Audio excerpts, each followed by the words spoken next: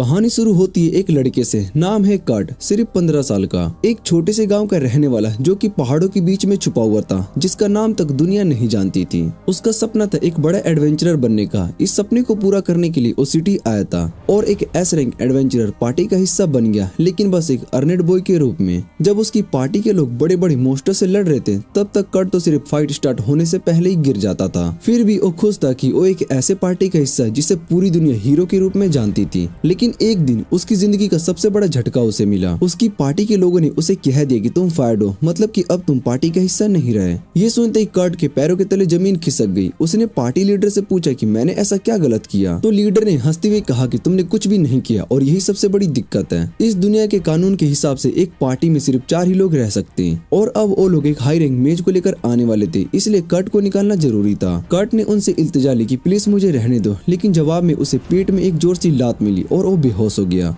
तब उसको रियलाइज हुआ कि उसके साथ वही टिपिकल कहानी हो रही है जो कि हर लूजर के साथ होती है। हीरो की पार्टी से बाहर निकाल दिया गया, लेकिन उसने हिम्मत नहीं हारी और रोता धोता नहीं रहा, सीधा निकल पड़ा अगले शहर के टेम्प एजेंसी में जॉब ढूंढने के लिए। वहां जाते ही उसकी मुलाकात एक बहुत ही एक्साइटेड रिसेप्शनिस्ट से होती है, जो बिना टाइम वेस्ट किए उससे जॉब के लिए इंटरव्यू लेने लगती है। जब उसे पता चलता है कि कोड को उस फेमस एसएस रैंक पार्टी से निकाल दिया गया, तो वो हैरान रह जाती है। कट थोड़ा सा दुखी हो जाता है इस बात को लेके, लेकिन रिसेप्शनिस्ट उसे हंसी में कह देती है कि अरे ये तो तुम्हारे रिज्यूम के लिए बहुत ही परफेक्ट है। फिर वो उसको एक एप्टीट्यूड टेस्ट के लिए लेकर जाती है, जिसमें ये देखना था कि कट के पास कोई हिडन स्किल तो नहीं है, लेकिन सब कॉम्बैट स्किल में उसको मिलता है जी ग्रेड। ये देखकर कट और ज्यादा उदास हो जाता है। रिसेप्शनिस्ट कहती है कि नॉन कॉम्बैट स्किल टेस्ट करने वाला आदमी अगले हफ्ते आएगा। कट चुपचाप बोलता है कि उसके पास इस वक्त एक भी पैसा नहीं बचा है। ये सुनकर रिसेप्शनिस्ट उसे एक मौका और देती है। वो कहती है कि एक कोने में सैंड बैग रखा है, उसको उठाओ। जैसे ही कट उस बैग को उठाता है, उसे महसूस होता है कि बैग उसकी माना को खींच रहा है। बैग धीरे धीरे बहुत ही भारी होता जा रहा होता है। रिसेप्शनिस्ट तुरंत कहती है कि छोड़ दो इसे। फिर वो बताती है कि कट के पास बेसिक फिटनेस और स्ट्रेंथ तो है ही, इसलिए वो कंस्ट्रक्शन का काम करके थोड़ा पैसा तो कमा ही सकता है। कट बहुत ही खुश होता है कि चलो कुछ तो मिला। कंस्ट्रक्शन साइट पर पहुंचने के बाद वहां पर एक ग्रम्पी सा आदमी उसके रिज्यूम को देखता है, फिर कट के पतले बॉडी को, लेकिन आखिर में उसे काम दे देता है क्योंकि उनके पास काम करने वाले लोग बहुत ही कम थे। कंस्ट्रक्शन साइट पर उस ग्रम्पी आदमी ने कट को बुलाया और एक बड़ा सीमेंट का बैरल दिखाते हुए बोला, तेरा काम है सीमेंट मिक्स करके ये सिटी की दीवार रिपेयर करना, और सुन, अगर 3 घंटे के अंदर आधा बैरल उसने नहीं किया तो सीधा निकाल दिया जाएगा। ये बोलकर वो आदमी बिना किसी सवाल का जवाब दिए निकल गया। कट ने सोचा हमारे गांव में तो सीमेंट को मजबूत बनाने के लिए थोड़ी सी मैजिक डालना नॉर्मल बात थी, क्यों ना यहाँ भी वही ट्राई करूँ। उसने अपनी माने से सीमेंट को चार्ज कर दिया। 3 घंटे के बाद जब वो ग्रैम्पी वापस आए तो उसके होश ही उड़ गए। वो देख कर हैरान हो गए कि कट ने अपने हिस्से की पूरी 30% दीवार रिपेयर कर दी थी और पूरा सीमेंट भी खत्म कर दिया था। उसके लिए तो ये मानना मुश्किल था कि कोई न्यूबी लड़का सिर्फ 3 घंटे में इतना काम कर सकता है। लेकिन कट को लगा कि शायद से बॉस नाराज है, तो वो सीधा माफी मांगने लगा, सॉरी सर, ज्यादा कर दिया, सॉरी। लेकिन ग्रम्पी हंस पड़ा और बोला, पागल है क्या, जब तक चाहे कर, पूरा दिन भी, और सुन ये पूरा पैसा ले ले, बाकी टेम्प एजेंसी भेजवा दूंगा। अगले 3 दिन में कट ने पूरी आधी सिटी की दीवार को अकेला ही रिपेयर कर दिया। बाकी वर्कर्स का तो पसीना ही छूट गया। सब घबरा गए कि कहीं सब काम यही ना खत्म कर दे। तभी ग्रैम्पी कट के पास आया और बोला, बस अब मत आना, वरना बाकी गरीब मजदूरों के लिए कुछ भी नहीं बच पाएगा। ये ले तेरा पूरा पेमेंट, अब रॉयल कैपिटल जा और कोई अच्छा सा काम ढूंढ ले जहाँ तेरी असली पावर का यूज हो। पर कट फिर भी अपने लूजर माइंड से ही सोच रहा था, क्या सच में मुझे निकाल रहा है, ये बस भगा रहा है क्या मुझे। वो सीधा टेम्प एजेंसी गया, रिसेप्शनिस्ट को बोला, मेरा काम चला गया। तभी एक आवाज सुनाई दी। एक दूसरी रिसेप्शनिस्ट एक सुंदर सी टैलेंट लड़की से लड़ रही थी और उसका नाम होता है इया। वो बोल रही थी कि उसे एक माइनर चाहिए जो कि माउंटेन में एक्सप्लोरेशन में मदद करे, लेकिन तभी पैसा देगी जबकि कुछ वैल्यूएबल मिले। रिसेप्शनिस्ट ने उसकी डील को सुनकर मना कर दिया, ये ऑफर सही नहीं है। लेकिन कट अब इतना डिप्रेस्ड हो गया था कि सीधा उस लड़की के सामने जाकर बोला, मैं माइनिंग का काम करता था अपने गांव में, मुझे ले चलो। रिसेप्शनिस्ट ने वार्निंग दी कि पता नहीं पैसा मिलेगा या फिर नहीं। लड़की इया भी बोली, मुझे तो एक स्ट्रॉन्ग ड्वार्फ चाहिए था, तो एक पतला सा लड़का है। लेकिन उसके पास पैसे नहीं थे एक ड्वार्फ को हायर करने के लिए, तो मजबूरी में उसने कट को हाँ कह दिया और कट उसके साथ निकल गया। पीछे रिसेप्शनिस्ट उसके बारे में अजीबोगरीब फैंटेसी सोचने लगी कि काश इसे ये अपना पर्सनल टॉय बना ले। तभी उसके कोलिग ने बोला, अरे कंस्ट्रक्शन साइट वाले बॉस का चेक आया है कोर्ट के लिए। रिसेप्शनिस्ट ने जैसे ही चेक को देखा उसकी आंखें फटी रह गई, पूरे 200 गोल्ड कॉइन, और शौक में उस सैंडबैग से टकरा गई। रिसेप्शनिस्ट का एक कोलिग उसे उठाता है और कहता है कि ये सिंपल सैंडबैग नहीं है, ये एक स्पेशल डिवाइस है जो कि किसी इंसान की मैजिक कैपेसिटी को चेक करता है। लेकिन ये तभी रिएक्ट करता है जब कोई रॉयल लेवल का मैजिशियन इसे टच करे। रिसेप्शनिस्ट हैरान हो गई। उसने सोचा कि ये सैंडबैग हटा दे, लेकिन जैसे ही उसने उसे टच किया सैंडबैग हिला भी नहीं। उसे तब याद आया जब कर्ट ने इसे उठाया था तो ये कितने भारी हो गए थे। उसकी दिमाग में बस एक ही सवाल घूमने लगा, ये कर्ट असली में कितना पावरफुल है। उधर दूसरी तरफ इया कर्ट को माउंटेन के बेस कैंप पर लेकर जाती है और हंसते हुए कहती कि आज रात हम दोनों एक ही टेंट में सोने वाले हैं। कर्ट तो शर्म से लाल हो गया। उसने सोचा मैं एक परी लड़की के साथ एक ही टेंट में कंट्रोल कैसे करूंगा यार अपने आप को। लड़की इया ने उसका शर्माना देख लिया और पागल सी हो गई। क्या तुमने मुझे क्यूट बोला? पहला लड़का जो कि मुझे क्यूट बोल रहा है। थोड़ा उसकी टांग खींचने के बाद उसने कर्ट को डिनर दिया, एक सिंपल सा उबला हुआ आलू। कर्ट के लिए तो ये वही उसका रॉयल फूड था क्योंकि काफी वक्त हो गया था जब किसी और ने उसके लिए खाना बनाया हो। उसके बाद दोनों एक ही टेंट में सो गए। कर्ट की आंखें खोली और उसने देखा कि इया बिल्कुल बिखर कर सो रही है बिना किसी हिफाजत के। उसका शॉट भी थोड़ा सा उड़ गया लेकिन जेंटलमैन होने के नाते वो चुपके से टेंट के बाहर चला गया और वहाँ पर जाकर अपना काम निपटाकर वहीं पर सो गया। पर पता चलता है कि इया उसे टेस्ट कर रही थी, देखना चाहती थी कि क्या उस बियर से बेटर पार्टनर है जो कि उसे लेकर जाने वाली थी। और कर्ट के ये इनोसेंट और शरीफ नेचर को देखकर उसका दिल धड़क उठा। सुबह इया ने देखा कि कर्ट टेंट के बाहर सो रहा था और उसका कोट भी रिपेयर कर दिया था रात को। उसके हाथ का काम देखकर वो बस कर्ट को ही देखती रह गई। तभी कर्ट उठ गया। इया ने सीरियस टोन में कहा, एक हफ्ते के अंदर हमें 10 गोल्ड कॉइन कमाने। लेकिन फिर बोला, पर मुझे तो नहीं पता कि कैसे मिलेगा कुछ वैल्यूएबल। पर कर्ट के पास इसका सोल्यूशन था। उसने माउंटेन के पत्थर देखकर तुरंत एक जगह ढूंढ ली जहाँ क्रिस्टल छुपे हुए थे। बस कुछ घंटों में ही कर्ट ने काफी क्रिस्टल जमा कर लिए। इया की आंखें फटी की फटी रह गई, इतनी जल्दी। लेकिन कर्ट ने बोला, ये सब छोटे ज्यादा बिकेंगे नहीं, इसलिए मैं इन्हें मैजिक क्रिस्टल में बदल देता हूँ। इया के होश उड़ गए। मैजिक क्रिस्टल, अरे ये क्राफ्टमैन तो बड़े बड़े होती हैं जो कि ये काम करते हैं और वो भी एक छोटा क्रिस्टल बनाने में 1 घंटा लगते हैं। लेकिन कर्ट तो 1 मिनट में ही एक मैजिक क्रिस्टल बना चुका था। उसने सोचा जो बड़े बड़े मास्टर है वो कैसे 1 घंटा तक मैजिक यूज कर लेते हैं बिना थके। इया समझ गई कि कर्ट का लेवल उसके सोच से भी बहुत ही ऊपर है। पर फिर उसने कर्ट को काम करने दिया और जब वो सब क्रिस्टल बना चुका था तब इया बोली, मैं सिटी जा रही हूँ इन्हें बेचने के लिए। लेकिन कर्ट बोला, मैं यहीं पर माउंटेन में थोड़ा और एक्सप्लोर करूंगा। रात के टाइम इया स्टेशन जाती है और वहाँ पर एक गार्ड को अपने पास एक मैजिक क्रिस्टल दिखाती है। गार्ड्स उससे पूछते कि इन क्रिस्टल का प्रूफ ऑफ ओरिजिन कहाँ पर है, मतलब ये क्रिस्टल कहाँ से आए हैं। तब इया उन्हें अपना एक पेंडेंट दिखाती है। जैसे ही गार्ड्स उस पेंडेंट को देखते हैं वो लोग एकदम से शॉक हो जाते हैं क्योंकि ये पेंडेंट सिर्फ उन्हीं के पास होता है जो कि डायरेक्टली रॉयल फैमिली के लिए काम करते हैं। इसलिए बिना कुछ पूछे वो लोग इया को टेलीपोर्टेशन डिवाइस यूज करने की परमिशन दे देते हैं ताकि वो कैपिटल सिटी जा सके।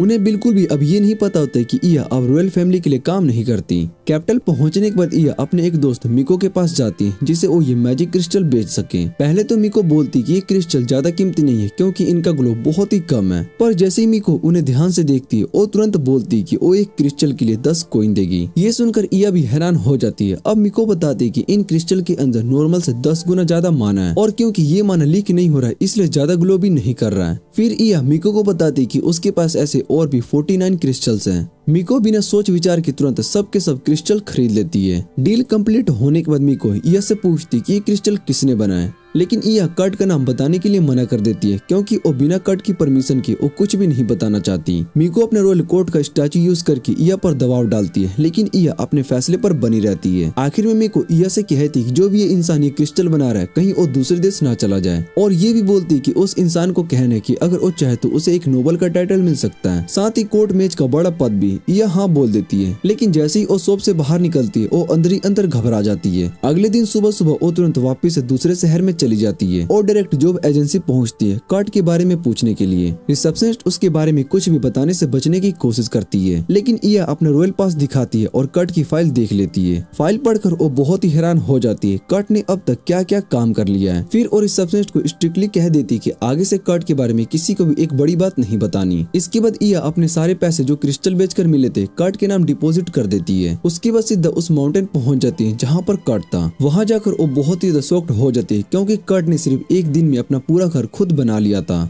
और उसको तो ये भी नहीं लगता है कि ये कोई बड़ी बात है। उसके हिसाब से तो उनके विलेज में तो ऐसे लोग रोज घर बना लेते हैं। फिर दोनों कुलेट के अंदर जाते हैं और वहाँ पर इया कर्ट को बताती है कि royal magic technology research lab का डायरेक्टर बनने का ऑफर आया है उसके लिए, साथ ही एक नोबल टाइटल भी उसे मिल सकता है उसके बनाए हुए क्रिस्टल के लिए। ये सुनकर कर्ट को विश्वास नहीं हो पाता। फिर इया उसका डिसीजन पूछती है तो कर्ट सीधा बोलता है कि वो मना करता है क्योंकि उसे नहीं लगता है कि वो दूसरों को कमांड देने के लिए लायक है। उसके अलावा कट बोलता है कि उसे तो फ्रीलांसर का काम ही पसंद आ रहा है। ये सुनकर ईया थोड़ी सी कॉन्शियस फील करती है। फिर वो कट को बताती है कि उसने क्रिस्टल बेचकर बहुत ही सारे पैसे कमाए, लेकिन क्योंकि उसका कोई भी योगदान नहीं था इसलिए उसने एक गोल्ड कॉइन अपने लिए फी के रूप में रखा है। बाकी सब कट के अकाउंट में डाल दिए। इसलिए ईया फिर से कट से काम करवाने की रिक्वेस्ट करती है ताकि वो उसके लिए बनाए हुए मैजिक क्रिस्टल बेच सके और अपनी कमीशन के रूप में पैसे कमा सके। कट तो बड़ी एक्साइटमेंट के साथ बताता है कि उसने एक नई जगह ढूंढी है जहाँ से वो और भी मिनरल्स मिल सकते हैं। वो बोलता है कि अब वो अपने टूल्स को रेडी करेगा, लेकिन ईया उसे रुकने के लिए कहती है क्योंकि उसके दिमाग में होता है कि शायद से कट थक गया होगा। पर कट कहता है कि उसने पूरे 6 घंटे की नींद ली है और ये सुनकर ईया बहुत ही कंफ्यूज हो जाती है। उसे समझ में नहीं आता है कि कट ने इतनी नींद कब ले ली, जबकि उसने कैबिन भी खुद ही बनाई थी। दूसरी तरफ कट को लगता था कि ईया इसलिए नाराज है क्योंकि उसने ज्यादा देर तक सो लिया, जबकि जब वो एस रैंक एडवेंचर पार्टी के साथ काम करता था तब सिर्फ 4 घंटे ही सोता था। उसके बाद कट उसे उस जगह पर लेकर जाता है जहाँ पर उसने नए मिनरल्स मिलने की बात बोली थी। साथ ही वार्न करता है कि 50 मीटर से ज्यादा गहरा गड्ढा मत खोदना। फिर कट ईया को वहीं पर छोड़ देता है और खुद वापस उस जगह पर चला जाता है जहाँ पर पहले मैजिक क्रिस्टल मिले थे। कुछ घंटों के बाद ईया जमीन से फुटबॉल के साइज का एक बड़ा टोपाज निकालने में सफल हो जाती है। उसके चेहरे पर खुशी आ जाती है क्योंकि बार उसने अपनी मेहनत से कुछ कमाया था। फिर वो डिसाइड करती है कि कट का हालचाल देख ले। इस बार तो उसकी दिमाग में पक्का था कि कट ने वहाँ तक कोई ना कोई छोटी सी केव तो खोद दी होगी, पर जब वो वहाँ पर पहुँचती तो उसका दिमाग हिल ही जाता है। कट ने सिर्फ एक केव ही नहीं, एक प्रॉपर माइन बना ली होती है माउंटेन के अंदर। और तो और उसने माइंस की वॉल पर ग्लोइंग मून्स भी लगाया था ताकि अंदर से लाइट की जरूरत भी ना पड़े।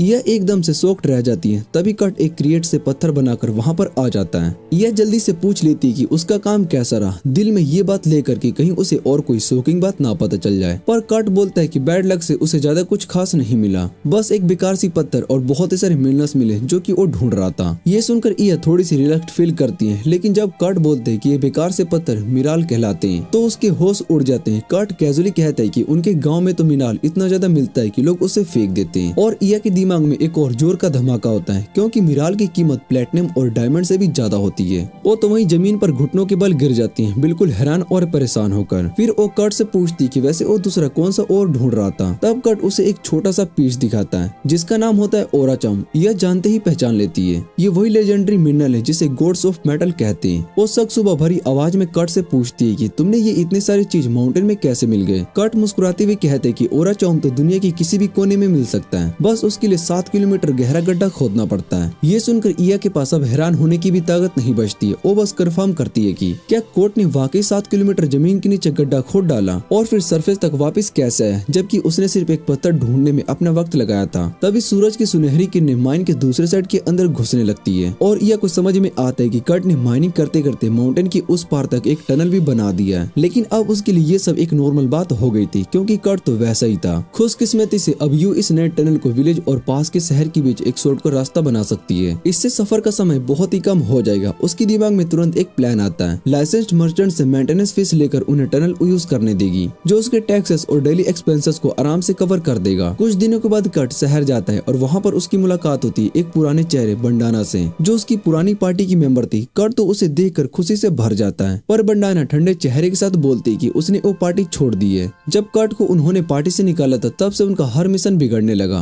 और बंडाना जानती थी कि उनकी टीम का गेम खत्म हो चुका है। फिर बंडाना एक अजीब सी बात बताती है। उनका पार्टी लीडर शहर के सबसे फेमस रेस्टोरेंट में गुस्सा दिखाकर वहाँ पर तोड़फोड़ कर रहा था और बिना पैसे दिए भाग गया था। अब तो सिटी गार्ड्स भी उसे ढूंढ रहे थे। उस पार्टी लीडर ने बंडाना को हुक्म दिया था कि वो कट को ढूंढे ताकि वो उसके लिए वापस से खाना बना सके चाहे जो भी हो। पर बंडाना ने चालाकी से उसका टेलीपोर्टेशन स्टोन ले लिया कहते हुए कि कट को जल्दी से ढूंढने के लिए उसे चाहिए। लेकिन असल में वो जानती थी कि लीडर तो अब पकड़ा ही जाएगा और उनका हीलर चर्च के बुलाने पर वापस आ गया था तो वापस जाने का कोई मतलब नहीं था। पर ये सब बातें उसने कट को नहीं बताई, बस इतना बोला कि उसे भी पार्टी से निकाल दिया गया था। ये सुनकर कट का मूड थोड़ा सा खराब हो गया। उसने दुख भरी आवाज में कहा कि इसका मतलब उस जैसे इंसान का कभी पार्टी में जाना पॉसिबल नहीं है। उसने पार्टी लीडर को अपना आइडल माना था, पर बंडाना तो बस हल्का सा मुस्कुरा गई क्योंकि उसके पास ऐसी सच्चाई थी जो कि कट और बाकी पार्टी मेंबर्स नहीं जानते थे। फिर बंडाना ने बात का रुख बदल दिया, बोलती कि अब वो फ्रीलांसर है बिल्कुल कट की तरह, तो दोनों एक दूसरे की मदद क्यों न करें। उसने कट को बताया कि उनका एक दोस्त है, एक 8 लेयर मास्टर जो कि किंगडम के 15 मास्टर क्राफ्टमैन में से एक है और उसे तुरंत मदद चाहिए। बंडाना ने कट से गुजारिश की कि वो उसके लिए एक बार हेल्प कर दे और बेचारा कट तो उसे मना नहीं कर पाया। बंडाना ने कट को एक मैप दिया जिसे फॉलो करते हुए कट मास्टर क्राफ्टमैन के वर्कशॉप तक पहुंच गया।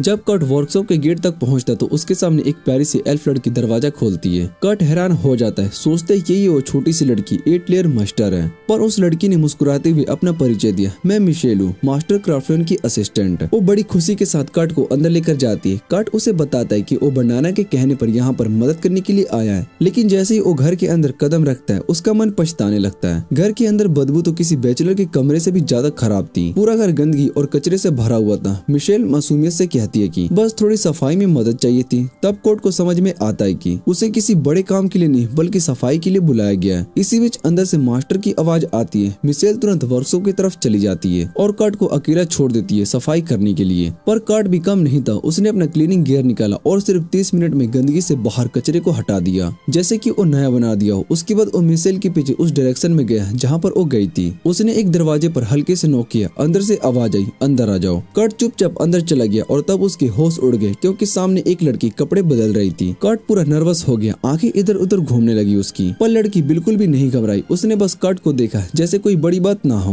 कर्ट ने कांपते हुए अपना परिचय दिया और तब उसकी नजर उस लड़की के पेट पर बनी एक अजीब सी कर्स मार्क पर गई। कर्ट के मन में क्यूरियोसिटी जाग गई। उसने परमिशन मांगी कि क्या उस मार्क को ध्यान से देख सकता है। उसके हिसाब से वो लड़की बीमार थी, पर अच्छी बात ये होती कि अभी तक वो इतनी हेल्दी थी कि भूख लग सकती थी। कर्ट ने सोचा कि उसे कुछ हल्का फुल्का बना के खिला दे और वापस से किचन चला गया। दूसरी तरफ यह कर्ट के माइन हुए मिराल और ओरा चुआम को लेकर अपने दोस्त मिको के पास जाती है। मिको कहती कि इन रेयर मिनरल्स की टोटल वैल्यू 50,000 गोल्ड कॉइन से भी ज्यादा है। दोनों ये सुनकर बहुत ही शॉक्ड हो जाते हैं। इतनी बड़ी रकम, मिको बहुत ही हैरान हो जाती है। ऐसा जबरदस्त लड़का दुनिया की नजरों से अब तक छुपा कैसे रह गया। यह खुद भी इस बात का जवाब नहीं दे सकती, पर वो मिको को अपना प्लान बताती है। कर्ट को 8 लेयर मिस्टर बनाना और खुद उसकी बॉडीगार्ड बनकर उसे हमेशा सेफ रखना। पर सबसे बड़ी दिक्कत ये होती है कि कर्ट अपनी असली ताकत को समझता ही नहीं था और इधर कर्ट ने कर्स्ट लड़की के लिए एक हल्का सा प्रोजेक्ट बनाकर दिया। तभी मिशेल अपने मास्टर ओफिलिया के साथ किचन में वापस आई। दोनों किचन देखकर बहुत ही हैरान हो गई क्योंकि वो बिल्कुल साफ था। कर्ट ने माफी मांग ली, बोला कि बिना परमिशन के किचन को यूज किया क्योंकि उस लड़की के लिए खाना बनाना था। ओफिलिया ने गंभीरता से कहा कि उस लड़की के बारे में किसी को कुछ मत बताना, ये प्रॉमिस लेना जरूरी था। फिर उसने कर्ट को आज का पेमेंट दिया और बिना ज्यादा सोच विचार के उसे वापस भेज दिया, इस बात की चिंता किए बिना कि एक आउटसाइडर कर्स्ट लड़की से मिल चुका है। ओफिलिया वापस अपनी इकलौती स्टूडेंट लीजा के कमरे में जाती है। उसने लीजा को कपड़े पहनने में बहुत ही अच्छे से मदद की और फिर कहा, मैं इस पोरेज को पहले टेस्ट करूंगी, कहीं इसमें कोई जहर तो नहीं मिल गया है। पर लीजा हमेशा की तरह मुस्कुराई और बोली, उसकी जरूरत नहीं है, मुझे कर्ट पर पूरा भरोसा है। ओफिलिया ने उसकी बात मान ली और पोरेज खाना शुरू कर दिया। टेस्ट करते ही उसने कहा, वाह कितना अच्छा टेस्ट है। लेकिन अचानक उसके चेहरे का रंग बदल गया, पेट पकड़ने लगी और जमीन पर गिर गई, दर्द से करकराने लगी। ओफिलिया घबरा गई, उसके दिमाग में बस एक ही ख्याल चल रहा था, क्या सच में कर्ट ने उसमें जहर मिला दिया था? क्या उस सब पर भरोसा कर बैठी? ओफिलिया भागकर एंटीडोट ढूंढने के लिए गई, पर तभी लीजा ने उसे रोका और ऐसे उठ गई जैसे कुछ हुआ ही नहीं था। फिर उसने अपने कपड़े उतारे और अपना पेट दिखाया। कर्स का निशान बिल्कुल गायब था। ओफिलिया की आंखें फट गई, ये कैसे हो सकता है? जो कर्स उसने कभी हटा ही नहीं पाई, वो अचानक कैसे चला गया और इतने कम समय में? ओफिलिया बिना वक्त गवाए लीजा को लेकर कैपिटल तक पहुंच गई, सीधा मिको की दुकान में। मिको ने हैरानी से पूछा, आप यहाँ सब ठीक है ना? तभी लीजा ने अपना चेहरा दिखाया और मिको और यह दोनों घुटने के बल गिर गए क्योंकि लीजा कोई और नहीं बल्कि किंगडम की तीसरी राजकुमारी थी। ओफिलिया ने बताया, लीजा की माँ एक पड़ोसी देश से थी और लीजा ही दोनों देशों के बीच शांति का एकमात्र रास्ता है। किसी ने इस पर कर्ज इसलिए डाला था ताकि जंग शुरू हो सके। मिको ने पूछा, पर ये कर्ज आज ही हटा कैसे? तभी लीजा ने खुशी से कहा, वो सब कर्ट की वजह से हुआ है। मिको और यह दोनों के चेहरों का रंग सफेद हो गया। फिर से कर्ट, इस लड़के ने छोटी सी जिंदगी में क्या क्या नहीं किया। ओफिलिया ने बताया, जैसे ही लीजा ने कर्ट के हाथ का बना हुआ पोरेज खाया, उसका कर्ज टूट गया और मैं तो सिर्फ 6 घंटे के लिए उसे दूर थी। इया का दिमाग घूम गया और उसने सोचा, इस छोटे से समय में कर्ट ने और क्या क्या कर दिया होगा। तभी मिको ने सीरियस होकर कहा, जो भी इंसान लीजा को कर्ज कर सकता है उसके पास या तो बड़ा मैजिक पावर होगा या फिर पैलेस के एंटी कर्स बैरियर में घुसने का तरीका। फिर उसने अपने 3 सस्पेक्ट्स बताए, सुनोवा रॉयल एक्सपेक्टेंट्री फोर्स का general, pope Tristan of the Pulent church और आखिरी तीसरी क्वीन इसोडोरा। ओफिलिया और लीजा ने हाँ में सर हिलाया। ट्रिस्टा और इसोडोरा के पास तो शक्ति है बैरियर तोड़ने की, पर सुनोवा उसका कैसे हो सकता है? एलिसिया बोली, सुनोवा के कनेक्शन है थीविस गिल्ड के साथ और वो लोग ऐसे काम में माहिर है। सब बहुत ही कंफ्यूज हो गए। कल्प्रिट का पता चल रहा था, तभी ओफिलिया एक प्लान बनाया। सब कंफ्यूज हो गए। कल्प्रिट का पता चल रहा था, तभी ओफिलिया ने एक प्लान बनाया। उसने कहा, हमारे किंगडम के मुताबिक लीजा की 15वीं बर्थडे के बाद उसे 1 साल की स्पेशल ट्रेनिंग लेनी होती है। हम उसी ट्रेनिंग के दौरान एक ट्रैप बिछाएंगे जिसमें कि असली दुश्मन फंस जाएगा। ओफिलिया ने कहा हम एक नकली वर्कशॉप बनाएंगे और एक झूठा एल्तलेर मेस्टर भी तैयार करेंगे।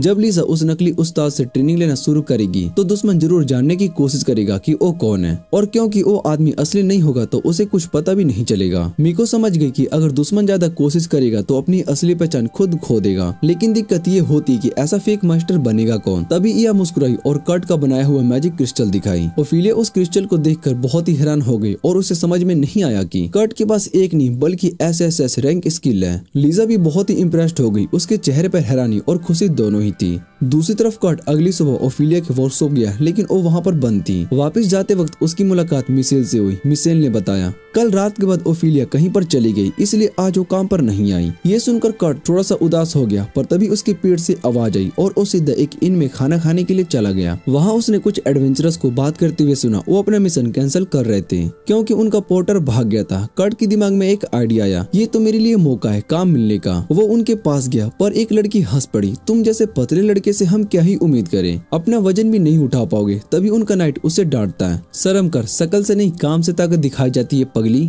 नाइट ने कर्ट को देखा और बोला लेकिन सच में लगता है कि तुम 200 किलो के गुलेम को संभाल पाओगे। पर कर्ट मुस्कुराया, अरे 200 किलो कोई बड़ी बात नहीं, सबको हैरान करते हुए। कर्ट ने पहले उनके समुराई को उठाया, फिर उस नाइट को जो कि पूरी आर्मर पहने हुए था। सबकी आंखें फट गई। आखिरकार उसने अपनी ताकत को साबित कर दी और उस ग्रुप का पोर्टर बन गया। इंट्रोडक्शन के बाद कर्ट को लगा कि ये लोग अच्छे हैं, इसलिए वो तय कर लेता है कि अपनी तरफ से पूरी कोशिश करेगा। लेकिन जैसे ही वो लोग डंजन के अंदर घुसते हैं, कर्ट का पैर एक स्लाइम पर पड़ जाता है और वो उससे चिपक जाता है। रेंजर सिरा उससे गुस्से में बोली, स्लाइम के कोर पर वार करो, उसी से मरेगा वो। पर कर्ट की तो हालत खराब थी, गलती से उसने खुद को ही चोट पहुंचा दी। सीना ने गुस्से से उस स्लाइम को काट दिया और बोला, तुम्हें लड़ाई बिल्कुल भी नहीं आता है। उसका कर्ट पर विश्वास कम होने लगा था।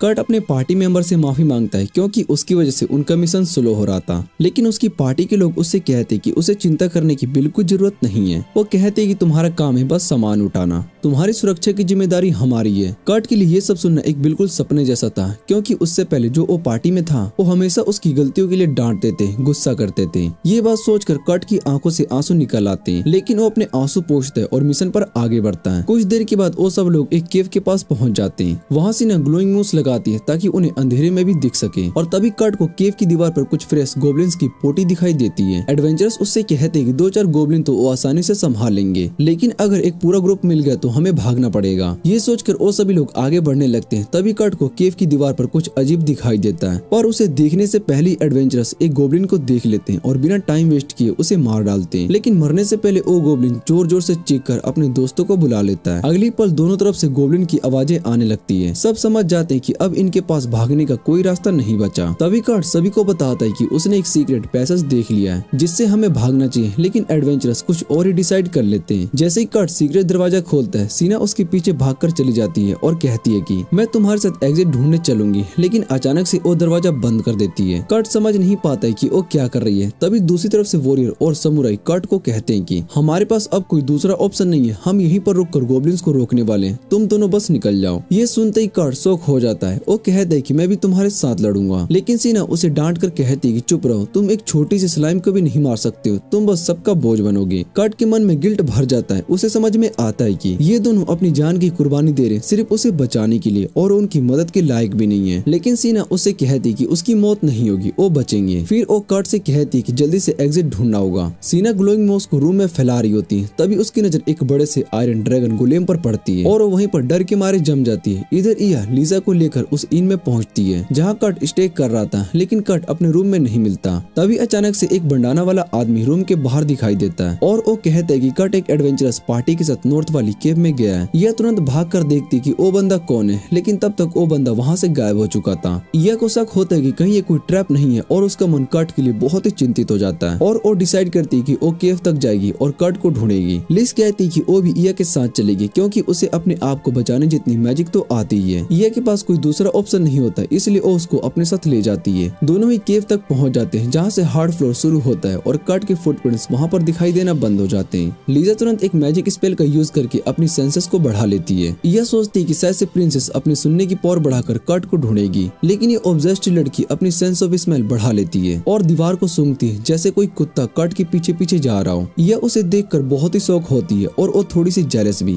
तभी अचानक से यह को दूर से कुछ आवाजें सुनाई देती है। उसे समझ में आता है कि कोई गोब्लिन से लड़ रहा है। वो डिसाइड करती है कि उसकी मदद करेगी। लिसा अपने मैजिक से अपनी स्ट्रेंथ को बूस्ट करती है और यह तेजी से आगे बढ़कर उन दोनों एडवेंचरर्स को बचा लेती है जो गोब्लिन के बीच में घिर चुके होते हैं। दोनों एडवेंचरर्स उसकी हिम्मत को देखकर हैरान हो जाते हैं। उधर सीना पूरी तरीके से ब्रेकडाउन होने लगती है और उसके सामने वो बड़ा सा आयरन ड्रैगन गुलेम खड़ा था। उसे पता था जैसे ही वो इस गुलेम के पास से गुजरने की कोशिश करेंगे ये हमला कर देगा। इसका मतलब था कि अब उसके पार्टी मेंबर की कुर्बानी बेकार जाएगी। सीना डिप्रेस्ड होने लगती है, लेकिन कर्ट उससे कहता है कि उदास मत हो, हम यहाँ से बचकर निकल जाएंगे। सीना सोचती है कि कर्ट पागल हो गया है, लेकिन तब कर्ट बड़े ही शांत मन से गुलेम की तरफ बढ़ने लगता है। सीना घबरा जाती है। जैसे ही गुलेम एक्टिवेट होते हैं कर्ट पर हमला करते हैं, पर कर्ट उनके अटैक को आसानी से डॉज कर लेता और एक ही पल में उनके ऊपर चढ़ जाता है। फिर अपने छोटे से डैगर से एक स्ट्राइक मारकर गुलेम की पूंछ को तोड़ देता है। गुलेम गुस्सा होकर उस पर वार करता है, लेकिन कर्ट उसे भी डॉज कर लेता है और एक ही हिट में उसका सर तोड़ देता है। सीना बस उसे शोक में देखती रह जाती है, डर और हैरानी की इमोशन के साथ। कर्ट एक एक करके सब गुलेम को तोड़ देता है। सीना उसे देखकर पूछ लेती ये तुमने कैसे कर दिया? कर्ट बस मुस्कुराकर कहता है कि अपने गांव में मैं आयरन गुलेम माइन किया करता था। तभी अचानक से यह डोर को तोड़कर अंदर आ जाती है, कर्ट को ढूंढती है और शौक में आ गई। सीना उसे बताने लगती है कि कर्ट ने कैसे सिर्फ एक छोटे से डैगर से आयरन गुलेम को तोड़ दिया। यह को भी इस बात पर यकीन नहीं होता, लेकिन फिर भी वो अपने काम की बात करती है। वो कर्ट को बताती है कि जिनके साथ वो यहाँ पर आया था वो दोनों एडवेंचरर्स बिल्कुल सेफ है। फिर वो कर्ट को एक जरूरी बात शेयर करती है। यह बताती है कि एक नया 8 लेयर वर्कशॉप तैयार किया जा रहा है और वो वहाँ पर बॉडीगार्ड के रूप में काम करेगी। और फिर वो कर्ट से कहती कि तुम्हें उस वर्कशॉप में मेरे साथ काम करना चाहिए। ओफिलिया ने तुम्हारे काम से इतनी खुश होकर तुम्हारा नाम सजेस्ट किया है। कर्ट ये सुनकर खुश हो जाता है, लेकिन फिर भी थोड़ा सा हेजिटेट फील करता है क्योंकि उसका मन एडवेंचरर पार्टी के साथ काम करने का था। लेकिन एडवेंचरर्स खुद उससे कहते कि तुम्हें एक गोल्डन चांस हाथ से नहीं जाने देना चाहिए। या फिर कहते क्योंकि ये नया वर्कशॉप है इसलिए उन्हें बहुत ही सारे लोगों की जरूरत है और डिसाइड करते कि वो उन दोनों एडवेंचरर्स को भी हायर करेगी। ये सुनकर सभी बहुत ही खुश हो जाते। एकदम से पूरे ग्रुप का मूड अच्छा हो जाता है। फिर यह कर्ट से कहते कि वर्कशॉप ज्वाइन करने से पहले उसे अपनी नॉन कॉम्बैट एबिलिटीज को प्रॉपर एविएशन करवा लेना चाहिए और कर्ट बिना सोचे समझे हाँ कर देता है और तुरंत टेम्प एजेंसी ऑफिस पहुंच जाता है जहाँ पर मिको भी कैप्टन से उनकी असेसमेंट के लिए आई होती है। असेसमेंट कंप्लीट होने के बाद कर्ट अपने एडवेंचरस दोस्तों के साथ पार्टी करने चला जाता है, लेकिन यह रुक जाती है मिको से बात करने के लिए। मिको उसे बताती है कि उसने कर्ट को कहा था कि उसे कुकिंग, क्लीनिंग और माइनिंग में बस बी रैंक स्किल है और बाकी सब में सिर्फ सी रैंक, लेकिन असली सच तो कुछ और ही था। मिको कहती कि उसके पास तो हर फील्ड में एसएस या फिर एस रैंक एबिलिटीज हैं, मतलब कि एकदम टॉप लेवल का टैलेंट है कर्ट के पास। मिको कहती है अच्छा वो एविएशन उसने खुद किया, वरना अगर ये न्यूज बाहर चली जाती तो सबके लिए एक बहुत ही बड़ी मुसीबत खड़ी हो जाती। तभी उन्हें पीछे से हल्की सी रोती हुई आवाज सुनाई देती है और दोनों मुड़कर देखते हैं तो रिसेप्शनिस्ट अपने कान बंद करके खुद से कह रही होती है कि मैंने कुछ नहीं सुना, मैंने कुछ भी नहीं सुना, प्लीज। मिको और ये एक दूसरे को देखकर बस हल्के से मुस्कुराती है। उसके बाद कर्ट और उसका ग्रुप एक हाई स्पीड कैरेज से एक दूसरे सिटी की तरफ निकल पड़ती है। कैरेज के अंदर कर्ट बच्चों की तरह अपनी नाक खिड़की से चिपका लेता है, सबको देखकर कितना अनसिविलाइज्ड बिहेव कर रहा है। लिसा हंसते हुए सबको बताती है कि जहाँ पर वो जा रहे हैं वो पहले जगह एक मिलिट्री बेस थी, बिल्कुल डीमन टेरिटोरी के पास। ये सिटी देश के बाकी देशों से काफी दूर है, इतनी दूर कि यहाँ पर डायरेक्ट टेलीपोर्ट भी नहीं हो सकता। फिर लिसा कहती कि फिर भी ये सिटी अलायंस के लिए बहुत ही इंपॉर्टेंट है। एडवेंचरस पार्टी को अब तक यकीन नहीं हो रहा था कि उन्होंने 8 लेयर मिनिस्टर के अंडर काम करने का मौका मिल रहा है इतनी बड़ी सिटी में, लेकिन यह उन्हें समझाती कि वो लोग इस जॉब के लिए बिल्कुल भी परफेक्ट है। वॉरियर क्लैंस और समुराई डैन जो कि ये सुनकर बहुत ही खुश हो जाते हैं और पूछते कि वो कौन से 8 लेयर मिनिस्टर के अंडर काम करेंगे। ये सुनकर इया एकदम से चुप हो जाती है, उसे पता नहीं होता है कि क्या बोले, तो वो बस बहाना बना देती है कि मास्टर तो कुछ इंपॉर्टेंट काम में बिजी इसलिए नहीं आ सका। उधर सीना अब तक यकीन नहीं कर पा रही होती कि वो लोग सच में किसी 8 मास्टर के अंडर काम करने वाले हैं। उसके मन में डाउट था, उसे लगता था कि इया ने सिर्फ उनका मुंह बंद करने के लिए ये जॉब ऑफर कर दिया। सीना मन ही मन डिसाइड कर लेती कि अगर कभी कट या डैन खतरे में आए तो उनकी मदद की की रक्षा करेगी। कैरिज के सफर के बाद सब लोग सिटी पहुंच जाते हैं जहाँ पर उनका नया वर्कशॉप बनने वाला होता है। कर्ट जैसे ही उस सिटी में घुसता है उसके दिमाग में वो पुराना दर्दनाक पास्ट घूम रहा होता है। वही जगह थी जहाँ पर अपनी जिंदगी का पहला काम शुरू किया था, एक कंस्ट्रक्शन साइट पर, और सिर्फ 3 दिन बाद उसे जॉब से निकाल दिया गया था। उसका मन उदास हो जाता है, लेकिन तभी उसकी नजर शहर की पुरानी टूटी हुई दीवार पर पड़ती है जो अब तक रिपेयर नहीं हुई थी। यह उसका ध्यान हटाने के लिए कहती है, शायद वो लोग नए तरीके से रिपेयर कर रहे हैं, और कर्ट उसकी बात को मान लेता है बिना कुछ ज्यादा सोचे। कुछ देर के बाद सब लोग अपने नए वर्कशॉप की लोकेशन पर पहुंच जाते हैं, लेकिन वहाँ पर देखकर सभी के होश उड़ जाते हैं क्योंकि वहाँ तो सिर्फ एक खाली जमीन का टुकड़ा होता है। यह सबको कहती है कि जब तक वर्कशॉप तैयार नहीं होता तब तक लोग सब एक इन में रुकेंगे। फिर वो कर्ट की तरफ मुड़कर पूछती, क्या तुम अकेले पूरा वर्कशॉप बना लोगे? कर्ट थोड़ा सा घबरा कर कहता है, 1 दिन में तो नहीं, लेकिन 3 दिन में बना दूंगा। उसकी बात सुनकर एडवेंचरस पार्टी की आंखें फटी की फटी रह जाती है। इतना बड़ा काम सिर्फ 3 दिन में? लेकिन यह उससे कहती कि आराम से करो, जितना टाइम चाहिए ले लो, और अगर कोई सामान चाहिए तो हमें बुला लेना। कर्ट बिना देरी के एक लिस्ट बना देता है जिसमें होता है एमेथिस्ट, सैफायर्स और ग्रिफिन के पंख। ये अजीब लिस्ट देखकर सीना के दिल में शक उठता है। यह उसका चेहरा देख लेती है और समझ जाती है कि उसको डाउट हो गया है। वो तुरंत सबको बोलती है कि चलो अब इन में चलते हैं ताकि कर्ट शांति से काम कर सके, और कर्ट से कहती है कि वो भी खाना खाने और रेस्ट करने के लिए इन में जाए। कर्ट हाँ कह देता है। सब लोग इन में चले जाते हैं और वहाँ पर यह एडवेंचरस पार्टी को एक सीक्रेट मीटिंग में बुलाती है। वहाँ सबके सामने अपना असली परिचय देती है कि वो एक एडवेंचरर है जो कि पहले रॉयल फैमिली के लिए काम करती थी। उसके बाद लिसा अपने सच बताती कि वो इस देश की 3rd प्रिंसेस है। ये सुनकर एडवेंचरस पार्टी के होश उड़ जाते हैं और वो तुरंत पूछते हैं, तो क्या कर्ट भी कोई नोबल है? यह कहती कि नहीं, हमें भी उसकी असली पहचान नहीं पता, बस ये पता है कि उसके कॉम्बैट स्किल G रैंक के, लेकिन बाकी हर स्किल SS रैंक की है। फिर वो कहते कि हमने उसे ये सब इसलिए नहीं बताया क्योंकि वो कभी विश्वास नहीं करेगा।